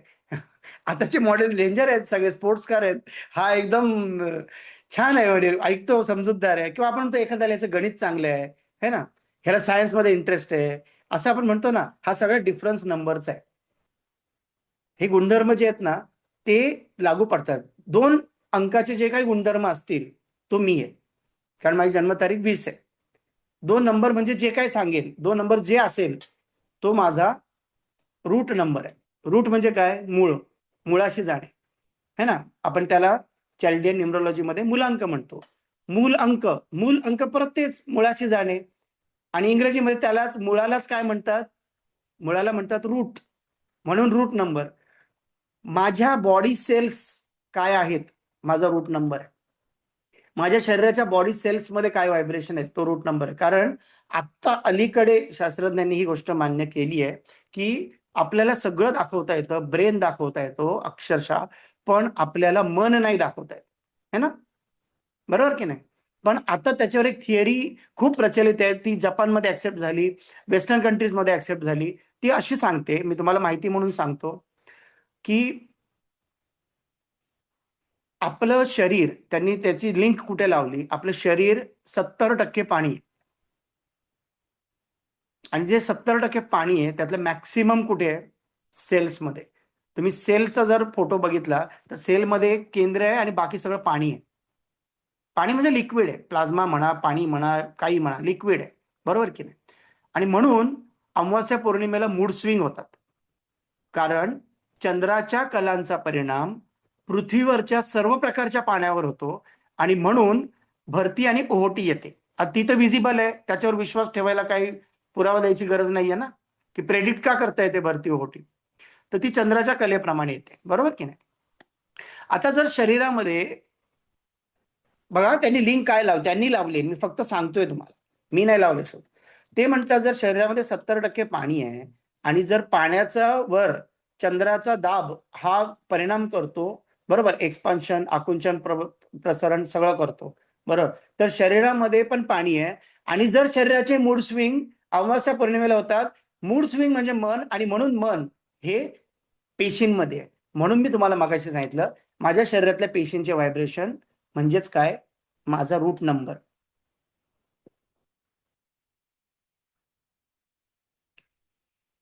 आपण म्हणतो ना याच्या जीन्समध्येच चांगलेपणा आहे किंवा याच्या जीन्समध्येच गडबड आहे. आपण म्हणतो लादेन पहिल्यापासून असंच होता, त्याची इतकी भावंड होती पण तो, त्याला हाच रस्ता निवडायचा होता, है ना? आपण म्हणतो ना, हे जीन्स त्याचे जे आहेत ना व्यक्तीचे, ते ओळखता येतात. आणि जीन्स म्हणजेच आपण जे सेल म्हणतो, हे कोणाचे संस्कार आहेत? हे आत्म्याचे संस्कार आहेत, जे प्रारब्धाने ह्या जन्मापुरते आपण आणलेले आहेत. या जन्मात आपण कसे वागणार, कसे राहणार, हे सगळं आपल्याला माहिती मिळते. आत्ताच्या मला जे प्रश्न येतात ना अलीकडे अलीकडे म्हणण्यापेक्षा ह्या जेवढ्या वर्षात ज्योतिष बघायला जे लोक येतात, त्यातलं बराचसा गडबड काय असते माहितीये का? ह्याने इंजिनिअरिंग केलं पाहिजे, किंवा ह्याने हा अमुक बनला पाहिजे, ह्याने MBA करायला पाहिजे, याच्या वडिलांचा बिझनेस आहे, बरोबर की नाही? आता त्याच्या ग्रेडमध्ये मी बघतो तिथे 222, तिथे 222, 3 वेळा 2 आहे, 2 वेळा 2 आहे, मल्टिपल 2 आला, 4 वेळा 2 तर मग अजून रेअर केस आहे. आता त्याला म्युझिक ऐकायला आवडेल, तर जर त्याकडे 2 अंक जास्त आहे तर त्याला असे रियालिटी शो आवडतील जे डान्स, म्युझिक याच्या संबंधी आहेत. त्याला वाद्य वाजवायला आवडेल, त्याला ऐकायला आवडेल, तो तानसेन असेल नाही तर तो कानसेन असेल. त्याला ड्रॉइंग आवडेल, किंवा जर 2 वेळा जरी 2 असेल त्याला ड्रॉइंग आवडेल, नाही तर त्याला ड्रॉइंगची परख असेल, अरे त्याला लगेच अट्रॅक्ट होईल जर कोणी चांगलं ड्रॉइंग केलं तर. आणि तुम्ही त्याला इंजिनियर बनायला सांगणार का? तर वडिलांची फॅक्टरी आहे, ती बघणार कोण? हा चित्र काढणार, तर तिकडे फॅक्टरी कोण बघणार? आता काय झालं माहितीये का, त्या मुलाचं आयुष्य झालं स्ट्रगल. तो आतून वेगळा आहे आणि तुम्ही त्याला वेगळीच मूर्ती घडवायचा प्रयत्न केला, आणि तो समाजात एक सर्वात खराब इंजिनियर म्हणून काम करेल.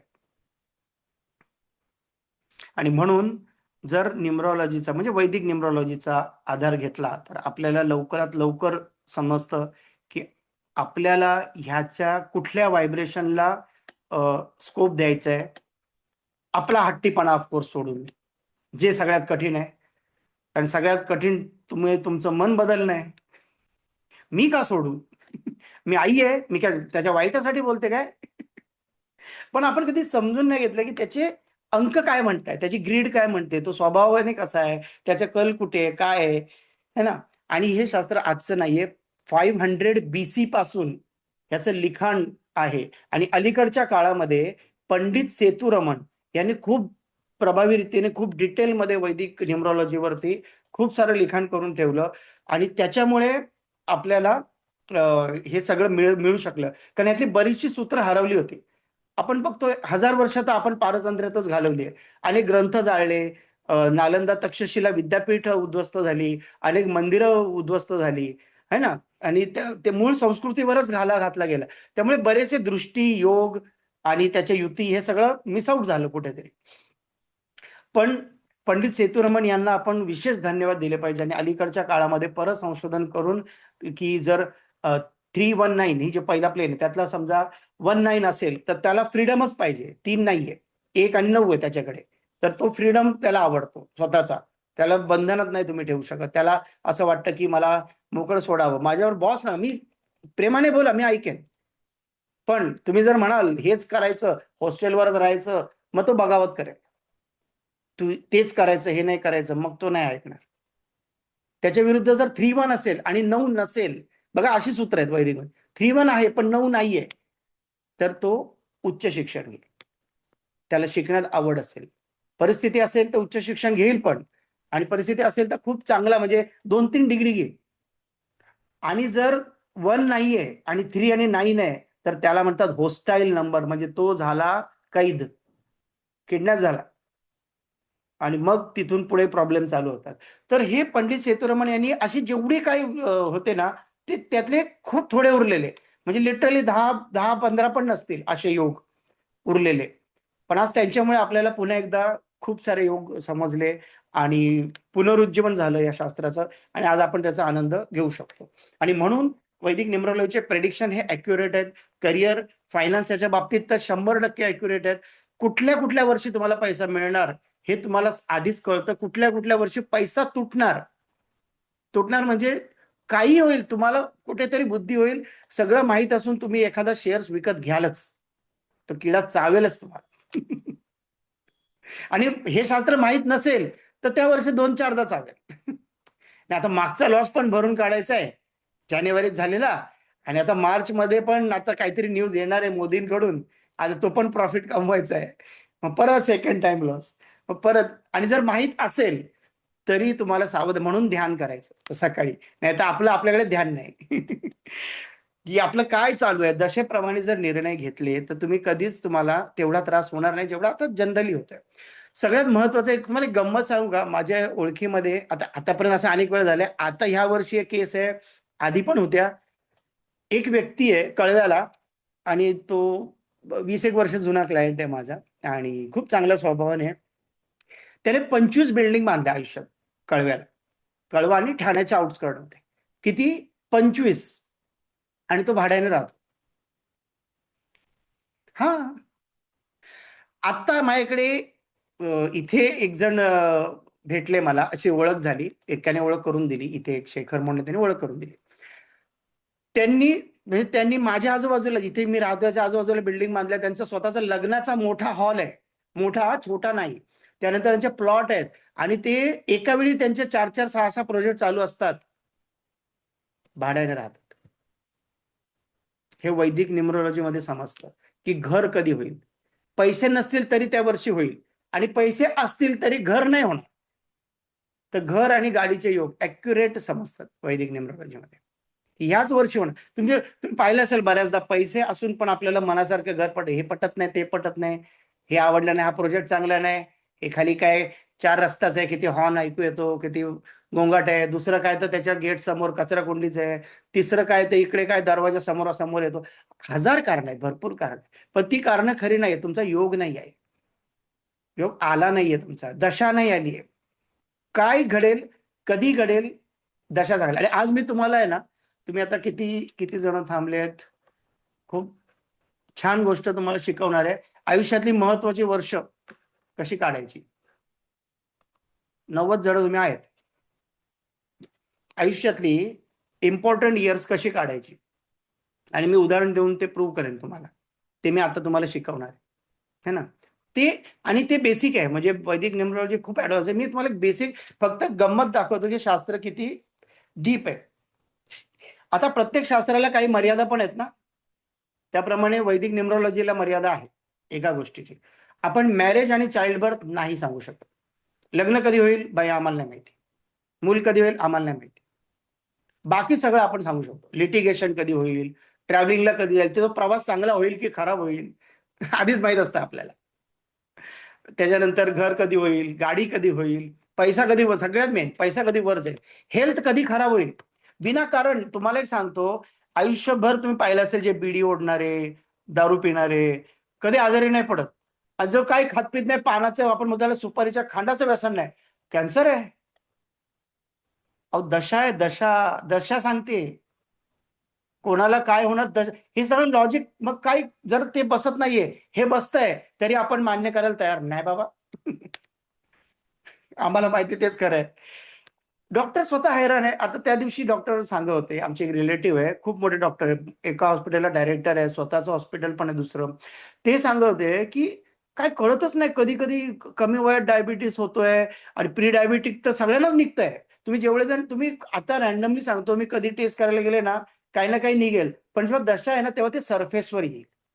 प्रत्येकाच्या शरीरात बॅक्टेरिया आहे, किटाणू आहे, सगळंच आहे ना. आहेतच ना. आणि त्यात आपले किती छान खातो आपण, road side panipuri, refined oil, palm oil, साखर. कुठल्या कुठल्या चहा पाहिजे, काय तुम्ही सांगताय. चहा नाही तर आळसच नाही जात. काय मजाच नाही. चहा नाही पित तुम्ही, शे काय. असं. पण मग त्याच्यामुळे सगळे आपल्या आतमध्ये. पण मग ते वर कधी येईल, म्हणजे तुम्हाला त्याचा त्रास कधी होईल, त्याच्या वेदना कधी होतील, आणि ऍडमिट कधी व्हाल, हे तुम्हाला सांगेल दशा. त्याच्या आधी ते नव्हतं का शरीरात? होतं. त्याच्या आधी नव्हते का रोड साईड आणि हॉटेलचं खात? खात होते. मग आता आता तर उलट म्हणाल, अरे आता आज ऍडमिट झालो ना, मी गेले 2 महिने तर खाल्लं पण नाही बाहेरचं. मला न खाणं सूट होत नाही वाटतं. बाहेरचं खाल्लं पाहिजे रोज. हे असे उलटे सुलटे बादरायण संबंध याला म्हणतात मराठीमध्ये. हे असे संबंध लावण्यापेक्षा सरळ स्वच्छ समजून जर घेतलं की बाबा, मला दशा, माझ्या अमुक ग्रहाची बिघडलेली दशा असेल, राहूची मला परत एकदा दशा असेल, पण निगेटिव्ह राहूची दशा असेल, तर मी आजारी पडू शकतो. हे सूत्र आहेत त्याला, आणि ती ऍक्युरेट लागू पडतात, है ना. आज आपण बघूया की आपण इव्हेंट कसे काय काढू शकतो, है ना. वही पेन आहे ना सगळ्यांकडे. आपण एक्झाम्पल पण घेऊ तुमच्यामधले. ठीक आहे.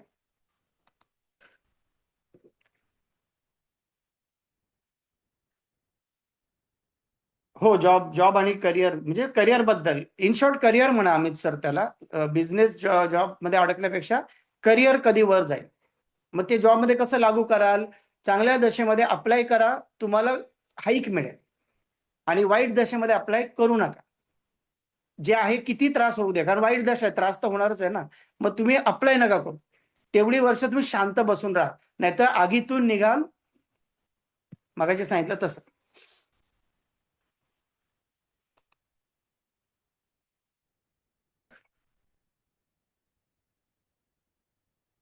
एक मिनिट हा.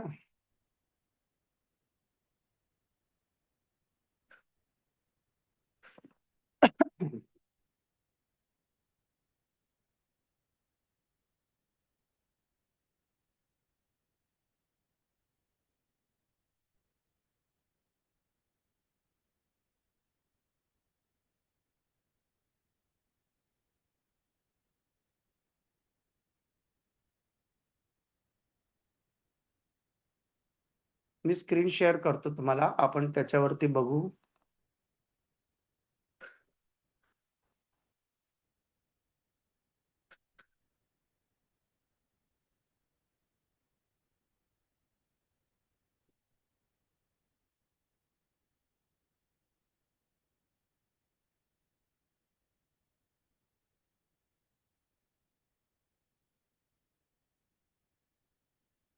ओके.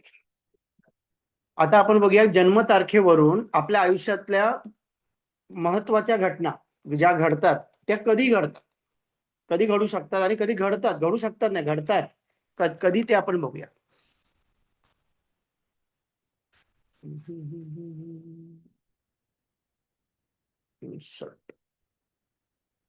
ओके.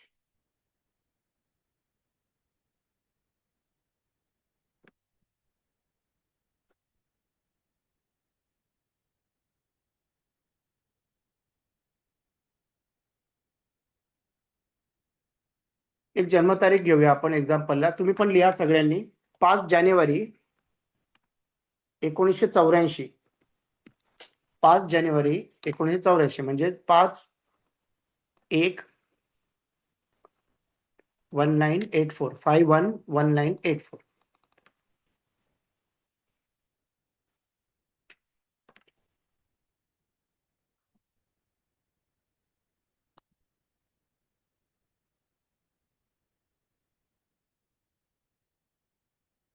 ह्याची टोटल करायची. टोटल करायची किती आहे? 5 जानेवारी 1984.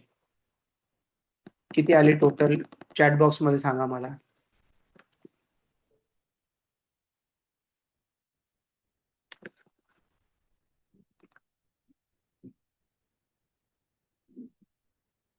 रॉंग. योगेश बरोबर, स्नेहा बरोबर, रेश्मा येस. नाही नाही, 2 अंकी 2 अंकी, सॉरी हा, माय बॅड. मी सांगायचं राहिलं, 2 अंकी टोटल हवी आपल्याला. 2 अंकी टोटल हवी. परफेक्ट परफेक्ट, ठीक आहे ठीक आहे ठीक आहे. येस येस, नैना में श्वेता में बरोबर आहे. आता लिहा 28. ठीक आहे. रूल काय? नियम लिहा, रूल लिहा. जन्मतारखेची, पहिला नियम, रूल नंबर 1, जन्मतारखेची 2 अंकी टोटल करायची. 2 अंकीच पाहिजे, 2 अंकीच करायची, म्हणजे त्यात 1 अंक नाही आणायचं. जरा पहिला नियम लिहिला. ठीक आहे. त्याच्यामध्ये मूलांकाचा नंबर ऍड करायचा. म्हणजे इथे लिहिणार मी 28 प्लस 5 इज इक्वल टू किती झाले?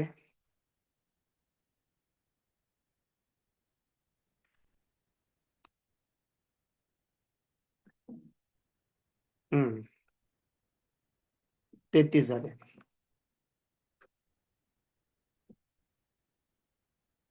नेक्स्ट स्टेप, परत 33 मध्ये 5 ऍड करा.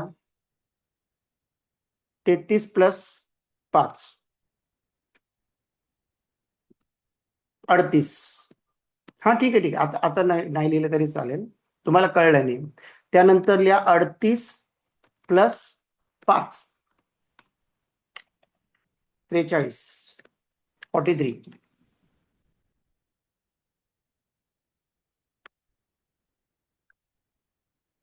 ठीक आहे.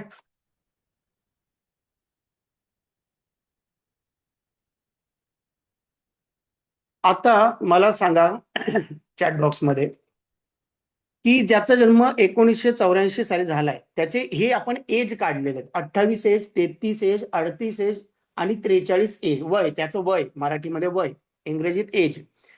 आता तो 28 वर्षाचा कोणत्या वर्षी होईल? कॅल्सी वापरलं तरी चालेल, मला सांगा. किंवा मी तुम्हाला अनम्यूटचा ऑप्शन देतो. तुम्ही पाहिजे अनम्यूट करू शकता, उत्तर देऊन म्यूट करा. तुम्ही अनम्यूट करू 2012. शकता. आवाज नाही आला. 2012. 28 वर्ष वय कधी झालं? 2012. 12. ठीक आहे, मग 28च्या पुढे लिहा 2012. 33 वर्षाचा कधी होईल?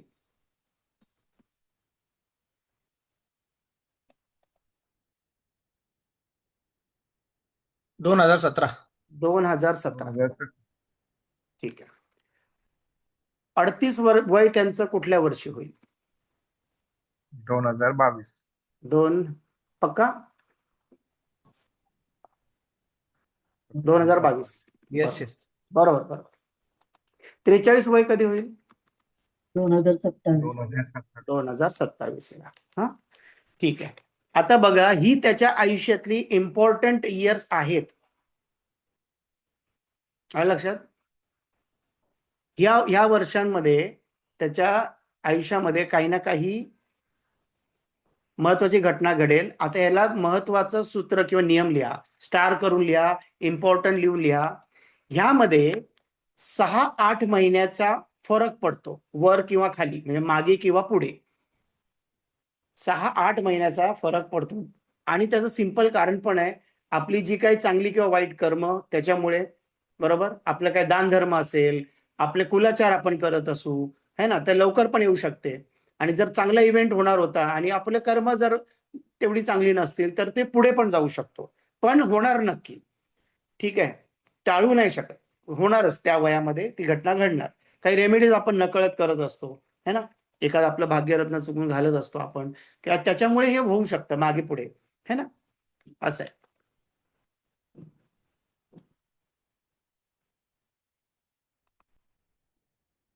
आपण तुमच्यामध्ये कोणाचं तरी उदाहरण घेऊया, कोणाचं एक्झाम्पल घेऊया? रॅन्डमली हँड रेस करा, मी सांगतो. हा, अमित जगताप. चला, अमित जगतापजींचं घेऊया आपण. अनम्यूट करा अमितजी. हो सर. डेट ऑफ बर्थ सांगा. 4 जून 1980. परत सांगा. 7 4 जून 7 चार चार 4 जून 4 1980. 4 जून 4 जून 1980. 80. खरं वय सांगा. ठीक आहे, चला. तुमचे जन्मतारखेची टोटल किती होते सांगा, किंवा कोणी सांगा किती होते याची टोटल. अनम्यूट करून सांगितलं तरी चालेल, चॅट उघडावं लागतो मला. ठीक आहे, 28. 4 जून आहे ना तुमची. हो हो. Okay, wait sorry. हा, 4 जून 1980. आता सांगा टोटल. अमितजी तुम्ही सांगा. 28 आहे. 28 आहे. हो. 28. चलो ठीक आहे. 28 नंतर काय येईल पुढचे 4 वर्षांनी?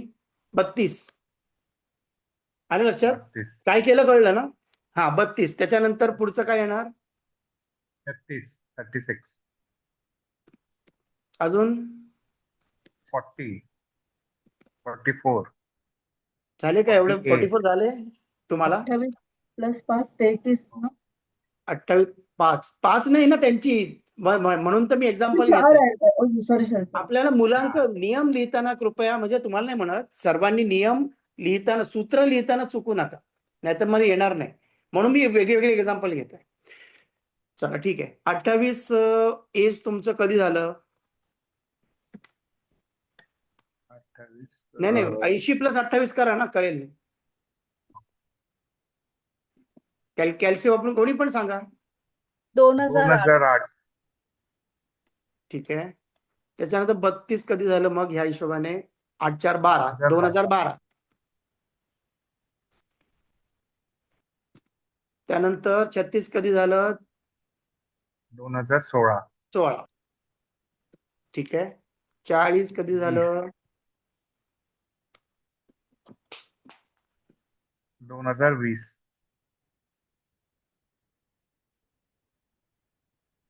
आणि 2024. हा, 2024. ओके. अमित सर, तुम्हाला करोना डिटेक्ट झाला होता हो सर. आणि सिम्पटम पण जाणवले होते ना? हो हो. बरोबर ना? त्रास झाला तुम्हाला, आणि त्यावेळेस पहिल्या वेव्ह मध्ये झाला का? पहिल्या आणि दुसऱ्या दोन्ही वेव्ह मध्ये झाले. दोन्ही वेव्ह मध्ये झाला ना तुम्हाला? बरं, तुम्हाला विषय म्हणजे वॅक्सिन घेतल्यावर पण त्रास झाला? काहींना बघा, वॅक्सिन घेतल्यावरती ताप आला, अंग दुखायला लागलं, 2 दिवस जाम झाले. ते तुमच्या बाबतीत झालं, बरोबर ना? हे सगळं वैदिक न्यूमरोलॉजीने समजतं. ठीक आहे. आता ते दुसरे ते जाऊ द्या, ते तर आहे गोष्ट. पण आता 2008 च्या दरम्यान काय घडलं? 2007 ला लग्न झालेलं. मग झालं ना, 60 महिने वर खाली बोललो ना. 2007 ला लग्न झालं. Very good. चलो, छान. मग हे तुम्हाला मॅच होत आहे, कळतंय मला काय म्हणायचंय ते. त्यावेळेस चांगली किंवा वाईट लक्षात राहील अशी घटना घडेल. आता लग्न झाली, चांगली घटना आहे. कॉन्फिडंट नाही वाटत तुम्ही हो म्हणताना? एकटे की काय घरी? बघा, रेकॉर्डिंग मिळणार आहे उद्या त्यांना. ताईंना रेकॉर्डिंग मिळणार आहे उद्या. 2012 ला मी युएस ला गेलेलो. 100%. Yes, perfect, very good. बरोबर. 2019 ला पण परत मी बाहेरगावी 19 ला बाहेरगावी गेले ना, म्हणजे आपण ते म्हणतो की 6-8 महिने वर खाली तुमचा अलीकडे येत आहेत ते. हा, बऱ्याच ठिकाणी अलीकडे येत आहेत तुमची वर्ष. 24च्या दरम्यान काही गोष्ट आठवण्यासारखी आहे. 2 वर्षापूर्वी, लास्ट इयर किंवा 23-24. जॉब माझं हे झालेलं बिनसला. हा, ओके, ग्रेट. चलो ठीक आहे, काही नाही, काही हरकत नाही. चलो ठीक आहे. आम्ही जे थँक्यू. आता आपण एक असं एक्झाम्पल घेऊ जे सगळ्यांना माहिती आहे. हा, म्यूट ठेवा तुम्ही. आपण असं एक्झाम्पल घेऊ जे सगळ्यांना माहिती आहे, राईट? लिहा 17 सर्वांनी लिहायचं पण 17/9/1950 याची टोटल 2 अंकी किती येते? अनम्यूट करून सांगितलं तरी चालेल.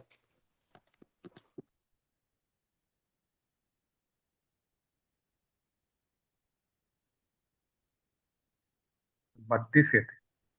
32. बरोबर आहे. लिहा 32 एज कोणत्या वर्षी होईल यांचं?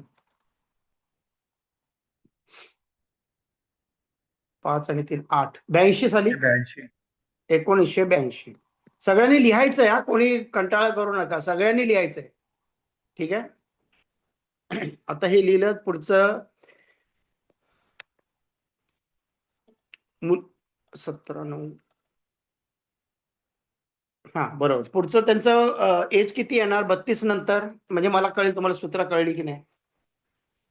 तर 40, 40. 32 1990, नंतर 30 कसं येईल? 40, 40, 40. 40 बरोबर आहे. 40 कसं आलं कळलंय सगळ्यांना? 40 कसं आलं? अजूनही कोणाला डाऊट असेल बघा. काही लोकांना पटकन कळतं, काही नाही समजत. ज्याला नाही कळलंय त्याने अजूनही चॅटबॉक्स मध्ये लिहा. कारण याच्यानंतर अजून एक नियम शिकवणार आहे जो नावावरून आहे, मग परत कन्फ्युजन नको. आताच मला सांगा कळलं नसेल तर. सर मूल्यांक ऍड करायचंय ना? हा बरोबर. पण काही ना नसेल कळलं तर मी विचारलं फक्त, कोणाला माहित नसेल तर. ठीक आहे चला मुलांक पुढचं. 1 नंबर मधून ऍड करायचा. मुलांकाचा एकांक ऍड करायचा. एकांक 17 आहे तर 8 ऍड करायचा, 17 नाही ऍड करायचा आपण. ठीक आहे.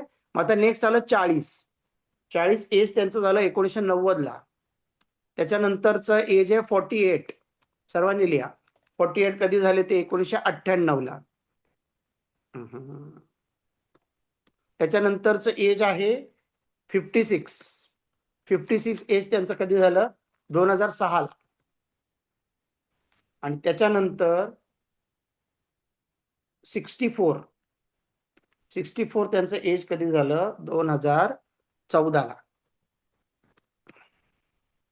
त्याच्यानंतरचं एज आहे 72 त्यांचं एज कधी झालं 2022 ला.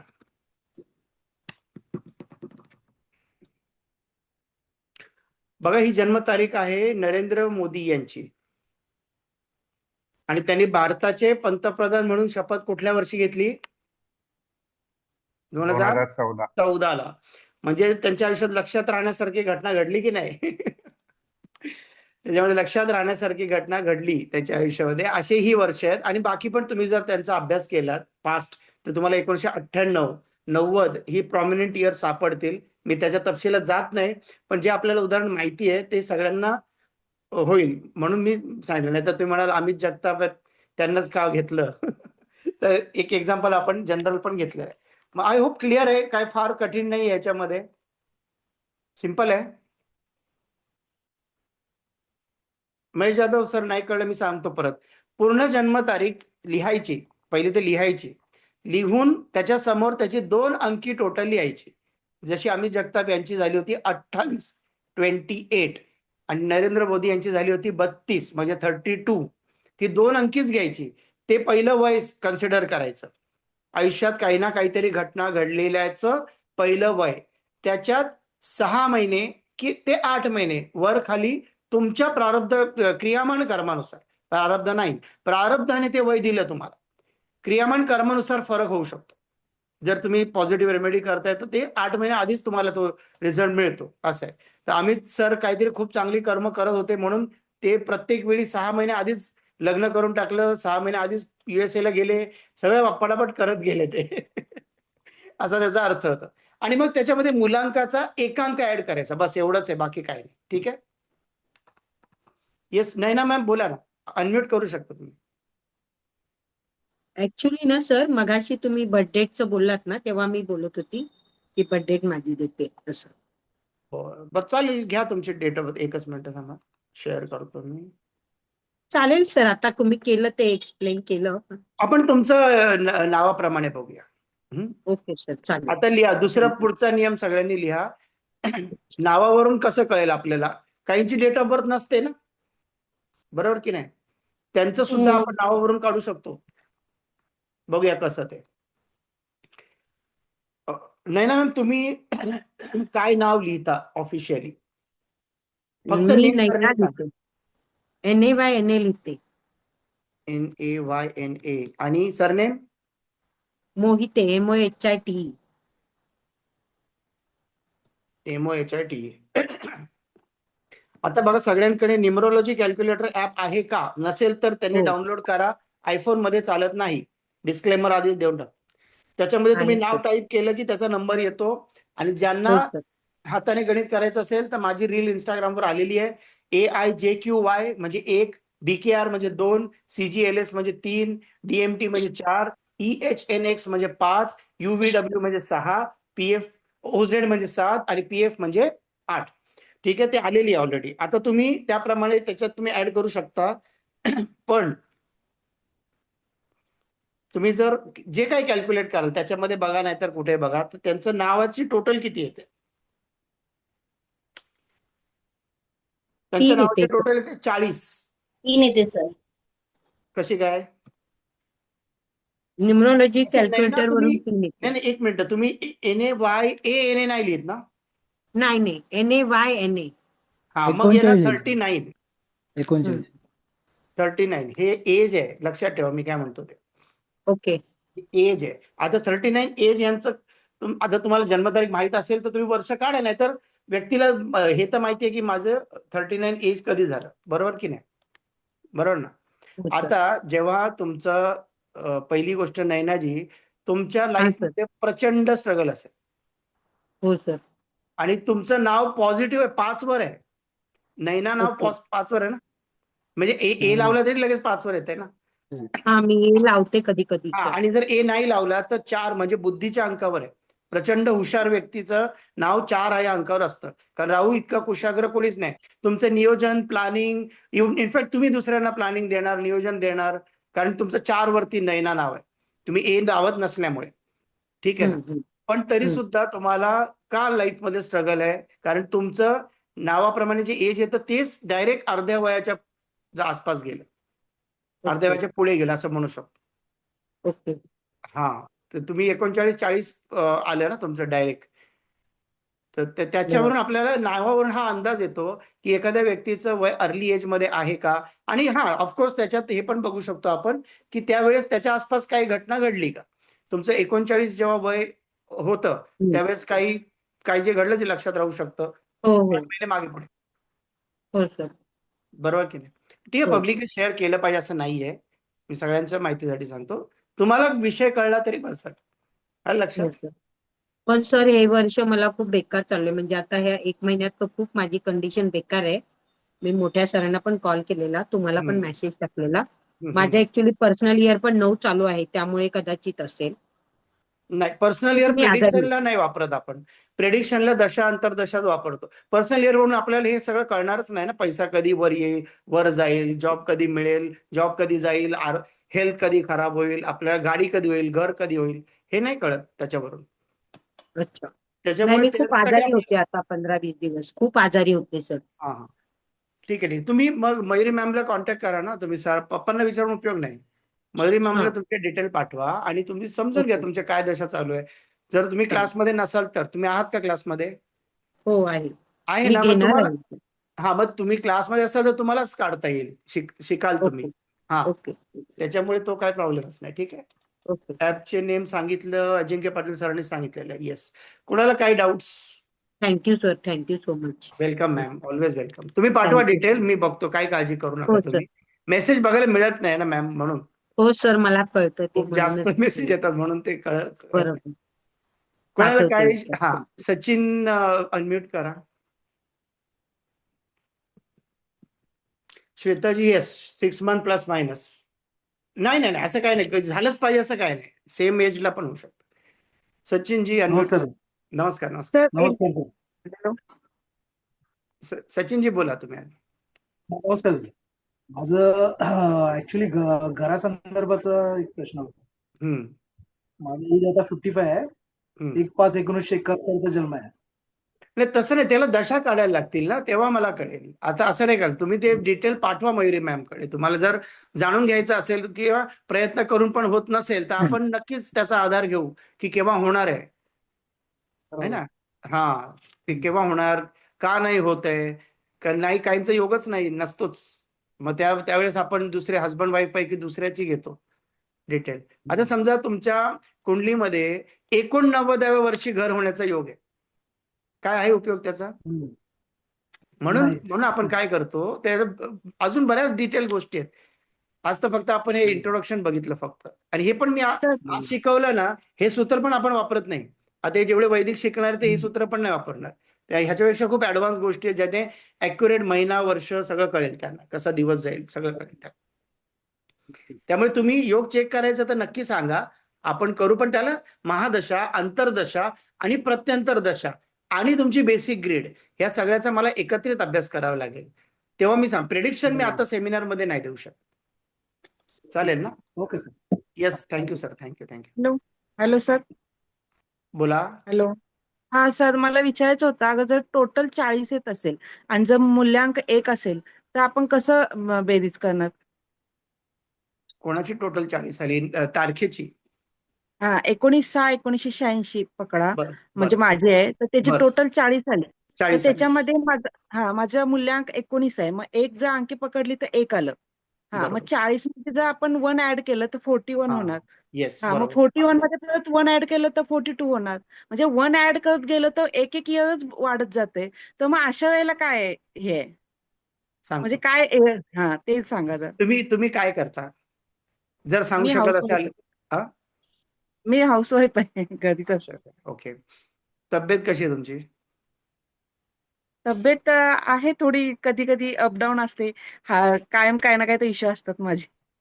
बघा काय असतं, तुम्हाला सांगतो दीपाली मॅम, जे जे डिपेंडंट आहेत ना, म्हणजे करिअरमध्ये नाही आहेत, इन शॉर्ट हाऊसवाईफ आहे किंवा नॉन अर्निंग मुलं आहेत, शिकणारी मुलं आहेत किंवा नॉन अर्निंग पेरेंट आहेत, आई वडील, ठीक आहे, तर त्यांच्या चांगल्या किंवा वाईट गोष्टी घडण्यासाठी थोडंफार इतरांच्या आयुष्यात पण बदल होतात ना. आलं लक्षात मला काय म्हणायचंय? जर तुम्ही हाऊसवाईफ आहे आणि मिस्टरांना जर जॉब किंवा बिझनेसमध्ये काही खड्डा मिळाला तर त्याचा परिणाम थेट तुमच्या बजेटवर होणार.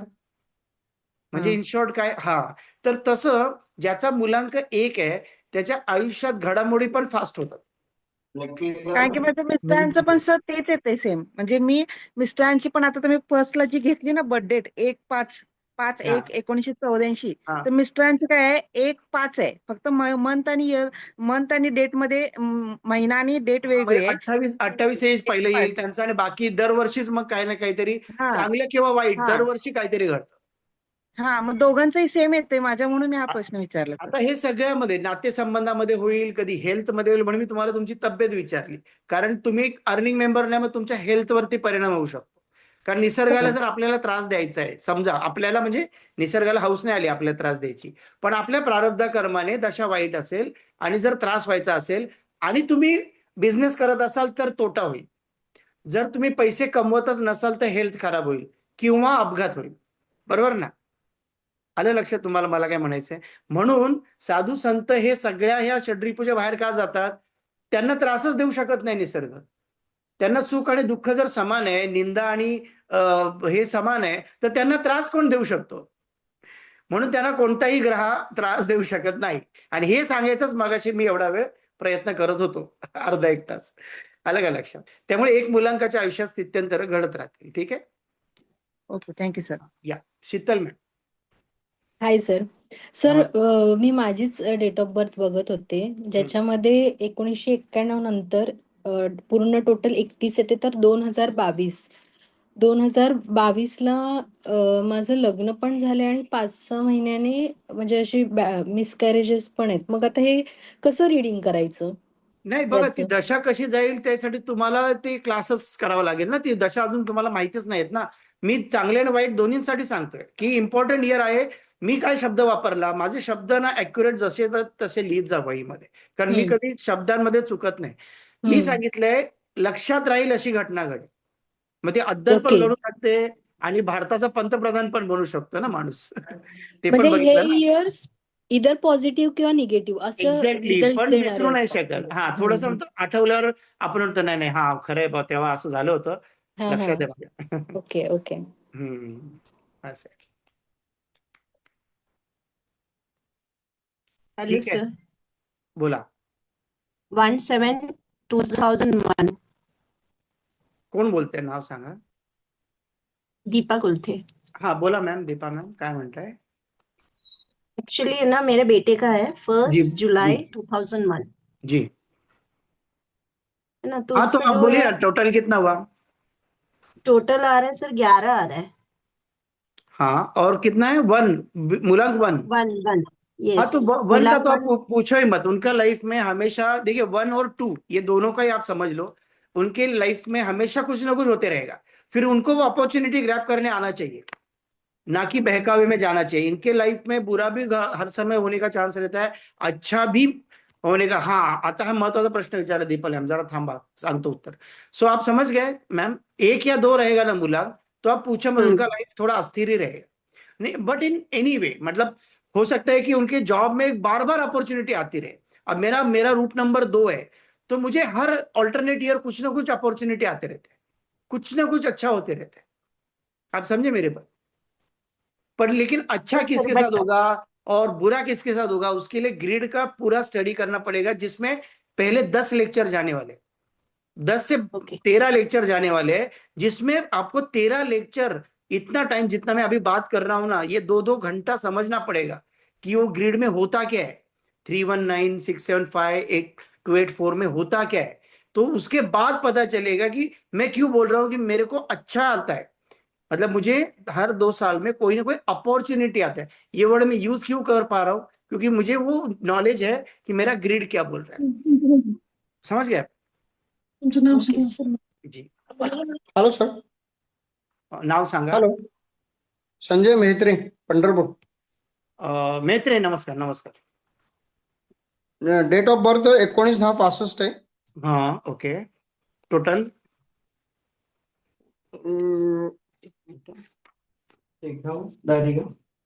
मुलांक 1 येतोय, हम्म. भाग्यांक 5 येतोय.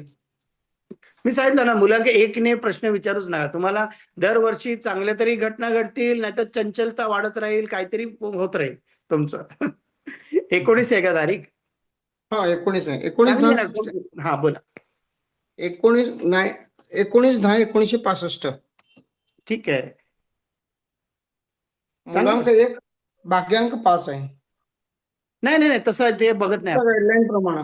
हा, नाही ते सगळं नाही बघत आपण एवढंच बघतोय 2 अंकी टोटल काय, आणि तिथून पुढे तुम्हाला चांगल्या किंवा वाईट घटना सारख्या एक दरवर्षी घडत राहतील. त्यामुळे मुलांक 1 वाल्यांनी विचारून सिम्पटम मॅच नाही होणार, कारण मग ते आपण म्हणतो ना, रोजच लॉटरी लागली तर लॉटरीचं तरी काय कौतुक आहे मग. आणि रोज जर त्रास झाला तर ते त्रासाचे काय वाटेल असं होतं.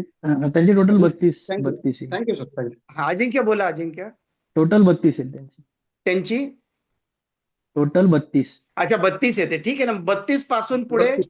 काही ना काही चांगल्या वाईट घटना हे घडत राहतील. असं आहे. 32 आहे, त्यांचं एक चेंजिंग इयर होऊन जाईल, आणि 32 पासून लाईफ दुसरीकडे जायला सुरुवात होईल. पण त्याच्यात पण काय होईल, बरेचशा परत परत संधी येतील. त्यामुळे ते 32 नंतर पण तुम्हाला एक्झॅक्ट 32 होतं असं नाही सांगता येणार, ज्याचा मुलांक 1 आहे त्यांना. कारण ते डिफरन्शिएट करायला मुश्किल आहे तुम्हाला, की नक्की 32ला बदल झाला का, 34ला झाला का, 36ला झाला की 40ला झाला, ते सांगणं कठीण आहे. कारण दरवर्षीच काहीतरी चांगलं वाईट होणार आहे, प्लस त्या 6-8 महिने वर खाली आहे. म्हणजे कंटिन्युअस काहीतरी चांगल्या किंवा वाईट गोष्टी ह्या होत राहणार, किंवा बदल लाईफ मध्ये बदल होत राहणार. मुलांक 1 सर वाले. 32व्या वर्षी मी घर बांधलं होतं. अरे वा, छान, खूप छान, स्वतःच घर बांधलं होतं गावी. व्हेरी नाईस, खूप छान, great. Thank you thank you sir. Thank you. हो, आता एक महत्वाचा प्रश्न घेऊ द्या आधी मला, जो चॅट मध्ये आला, की लग्न आधी नाव वेगळं होतं, लग्नानंतर नाव वेगळं आहे ना, आडनाव तर बदललं कमीत कमी. काही लोक हौसेने नाव पण बदलून टाकतात बायकोचं. बरोबर की नाही. आता तो नवीन प्रकार आला, 2 अर्धी नावं जोडून करतात तसं. तर मग लग्ना आधीचं नाव जे असेल तुमचं, पहिली गोष्ट तर तुमच्याकडे जन्मतारीख असेल तर नावाचं वापरू नका. ठीक आहे. ते तुम्हाला हे बघा, वैदिकचं एक गोष्ट अशी आहे ना, जी आता पुढे शिकणार त्यांनी काळजीपूर्वक ऐका. वैदिक शास्त्र ही काही गंमत नाहीये. तुम्ही कुठेही नाक्यावर उभे राहून कोणाचा फोन आला म्हणून गंमत म्हणून हे तुझी सांग जन्मतारीख बघूया कसं येते तुझं, असं करायचं नाही. केलं तर तुमचं उत्तर बरोबर येणार नाही. ठीक आहे. आता हा सेमिनार आहे, मला उदाहरण घेणं भाग आहे म्हणून. अदरवाईज मी माझ्या ओळखीच्यांना पण नाही विचारत की तुमचं हे काय. त्यांचा प्रश्न हवा, तो जेन्युइन हवा, तरच वैदिकचे कोणतेही कुठल्याही ज्योतिषशास्त्राची जी सूत्र आहेत तरच ती लावायची आहे. कारण ती फार दुर्मिळ आणि फार महत्वाची शास्त्र आहेत. त्याचा आणि ती दैवी शास्त्र आहेत. मगाशी मी एवढा वेळ तेच सांगितलं की ती गणिताने येत नाहीत आणि म्हणून तुम्हाला त्याचं जे काही सुचिरभूतता आहे ती तुम्हाला पालन करणं अत्यंत आवश्यक आहे. ठीक आहे. त्याच्यानंतर ज्या लोकांनी क्लासला एनरोल केले त्या सगळ्यांसाठी सांगून ठेवतो, उद्या संध्याकाळी 7:30 वाजता आपला क्लास आहे. त्यानंतर दर शनिवार रविवारी 7:30 वाजता क्लास शार्प असणार आहे. 6:15 वाजता लॉग इन चालू होणार आहे. सर्वांना मी तुम्हाला परत सांगतो, नीट ऐका. सर्वांना कॅमेरा चालू ठेवणं कंपल्सरी आहे. तुम्हाला जर तुमच्या मोबाईलचा कॅमेरा काम करत नाहीये, तुम्ही प्रवासात आहे, तुम्ही जॉईन करू नका. आवाज आला ना व्यवस्थित? जॉईन करू नका. मी आत्ताच सांगतो तुम्हाला. तुम्हाला वैदिक शास्त्र शिकायची माझा प्रत्येक शब्द ऐकावा लागेल तुम्हाला, तरच तुम्हाला ते विज्ञान येईल. तिथे तुमचं तेवढे 2 तास तुम्ही माझे, तिथे काही नाही चालणार तुमचं. तुम्हाला कंपल्सरी कॅमेरा ऑन ठेवावा लागेल. दुसरी गोष्ट, ज्याला क्लास अटेंड करता येत नाही त्याने कंपल्सरी आधी ग्रुपवर इन्फॉर्म करणं गरजेचं आहे की मला क्लास जमत नाहीये म्हणून. तुमची अटेंडन्स राणीसर ठेवणार आहेत. याचं कारण सांगतो, वैदिक न्यूमरोलॉजी डॉट्स आहेत. हे आता आपण फार म्हणजे बेसिक पण नाही जे आता आपण बघतोय ते. हे डॉट्स आहेत. डॉट्स म्हणजे काय, मी मगाशी कसं सांगितलं, 3 नाहीये 1 नाही, 3 आहे 1 नाहीये, 3 1 आहे 9 नाहीये. ठीक आहे ना. असे अनेक नियम, दृष्टी, युती, दशा सगळं शिकताना तेव्हा तुम्हाला काहीच येणार नाही. आणि ते डॉट जेव्हा जोडायची वेळ येते, शेवटचे 5 लेक्चर किंवा 4 लेक्चर, त्यावेळेस तुम्हाला काहीच कळणार नाही जर तुम्ही तो लेक्चर अटेंड केलेला नसेल तर. त्यामुळे तुम्ही दांडी माराल तर तुम्हाला नंतरचे जे ऍक्च्युअल सूत्र शिकवेन शेवटच्या 5 लेक्चरमध्ये, तेव्हा तुम्हाला काहीच येणार नाही. त्यामुळे तुम्हाला आता दोन्ही गोष्टी कंपल्सरी आहे. पहिले म्हणजे अटेंड करणं पण कंपल्सरी आहे आणि दुसरी गोष्ट नियम पाळून अटेंड करणं कंपल्सरी. बाकीचे नियम मी क्लासमध्ये सांगेल. त्याच्यात सकाळचे संध्याकाळचे काय नियम आहेत ते मी क्लासमध्ये सांगेल तुम्हाला. पण हा नियम कंपल्सरी आहे. तुम्हाला जर वाटलं मी आज कॅमेरा चालू नाही करू शकत आहे, तुम्ही येऊच नका क्लासमध्ये. तुम्हाला शिस्त मोडायचा कोणी अधिकार दिलेला नाहीये. मी कॅमेरा बंद ठेवून बोलू का? चालेल तुम्हाला? मी कॅमेरा बंद ठेवून म्हणेल बघा हे किती आहेत, हे किती आहेत. मग मी मला बंद नाही ते तुम्हाला पण आहे, लक्षात ठेवा. आज ठीक आहे, आज हरकत नाहीये. आज हे सर्वांसाठी आहे. सगळ्यांनी ज्याच्या त्याच्या सोयीने करू दे. तिथे गुरुकुल आहे, तिथे तुम्ही शिकायला आलेले आहेत, मनमानी करायला आलेले नाही. तिथे मला कुठलीही बेशिस्तपणा नाही चालणार, खपवून घेतलं जाणार नाही. ठीक आहे. चल, अजून कोणाचा काय प्रश्न आहे का? हा, नावाचं मी सांगतो. नावाचं असं आहे की जर लग्नाआधी जर तुमचं नाव वेगळं असेल आणि त्या नावाची टोटल तुमच्या लग्नाच्या वयाच्या आधीची येते, सपोज एखाद्या व्यक्तीच्या नावाची टोटल 22 येते आणि त्यांचं लग्नच 25व्या वर्षी झालं, तर तुम्ही 22 ऍज अ इव्हेंट घेऊ शकता, इव्हेंट इयर. आलं लक्षात? आणि जर तुमच्या लग्नाच्या नंतरचं नाव जे आहे त्याची टोटल 30 आहे समजा आणि लग्न आधी झालेलं आहे, तर तुम्हाला 30 टोटल घ्यायची. कुठली? जी आताची आहे. मी रिपीट करतो, तुमच्या लग्नाच्या आधीच्या नावाची टोटल तुमचं लग्न व्हायच्या आधीची आहे तर आधीच घ्या, आणि तुमचं लग्न झाल्यानंतरच्या नावाची टोटल ही तुमच्या लग्नाच्या नंतरची आहे तर ते नंतरचं घ्या. ठीक आहे, आलं लक्षात? सर मग नावाच्या टोटल मध्ये नेम अँड सरनेम दोन्ही कन्सिडर करायचं का सम हो मध्ये? हो, फक्त नाव आणि सरनेमच कन्सिडर करायचं. इथे वडिलांचं नाव पतीचं नाव नाही घेत आपण. Okay okay. हो, हा नियमच तसा आहे, तो बेसिकच आहे. अजून काय शुभंगी मॅडम?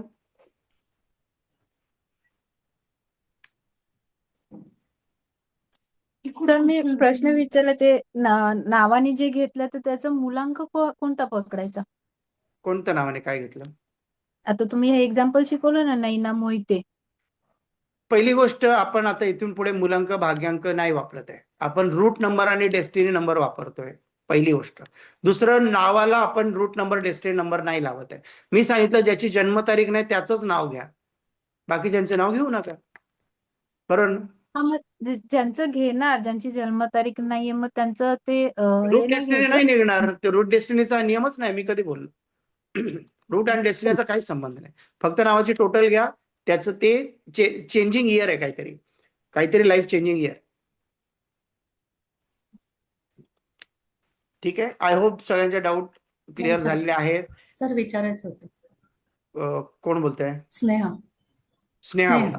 हा, स्नेहा सॉरी, माझी टोटल येते 36. हा, म्हणजे 36 वर्षानंतर माझं ते तुम्ही 5 ऍड करून होईल. पण त्याच्या अगोदर माझे 19-20 वर्षावर मी पॅरालिटिक झाली होती. माझं 1 वर्ष कॉलेजचं गेलं होतं. हे तर काय तुम्हाला येत नाही? हाच नियम तुम्ही मायनस करून पण घेऊ शकता. जर 36 आहे आणि 5 मुलांक रूट नंबर आहे, तर 36 - 5 31 - 5 26 काय असेल ते. असं तुम्ही मागे पण येऊ शकता, काही प्रॉब्लेम नाही. हो, thank you. Yes yes. Sir, Sheetal बोलतीये. हा, शीतल बोला मॅम. ज्यांच्या नावावरून काढणार आहे आपण, त्याचं फक्त मग एकाच वर्षाचं आपण हे करू शकतो, हो. Good or bad. Yes yes yes. Okay. हा.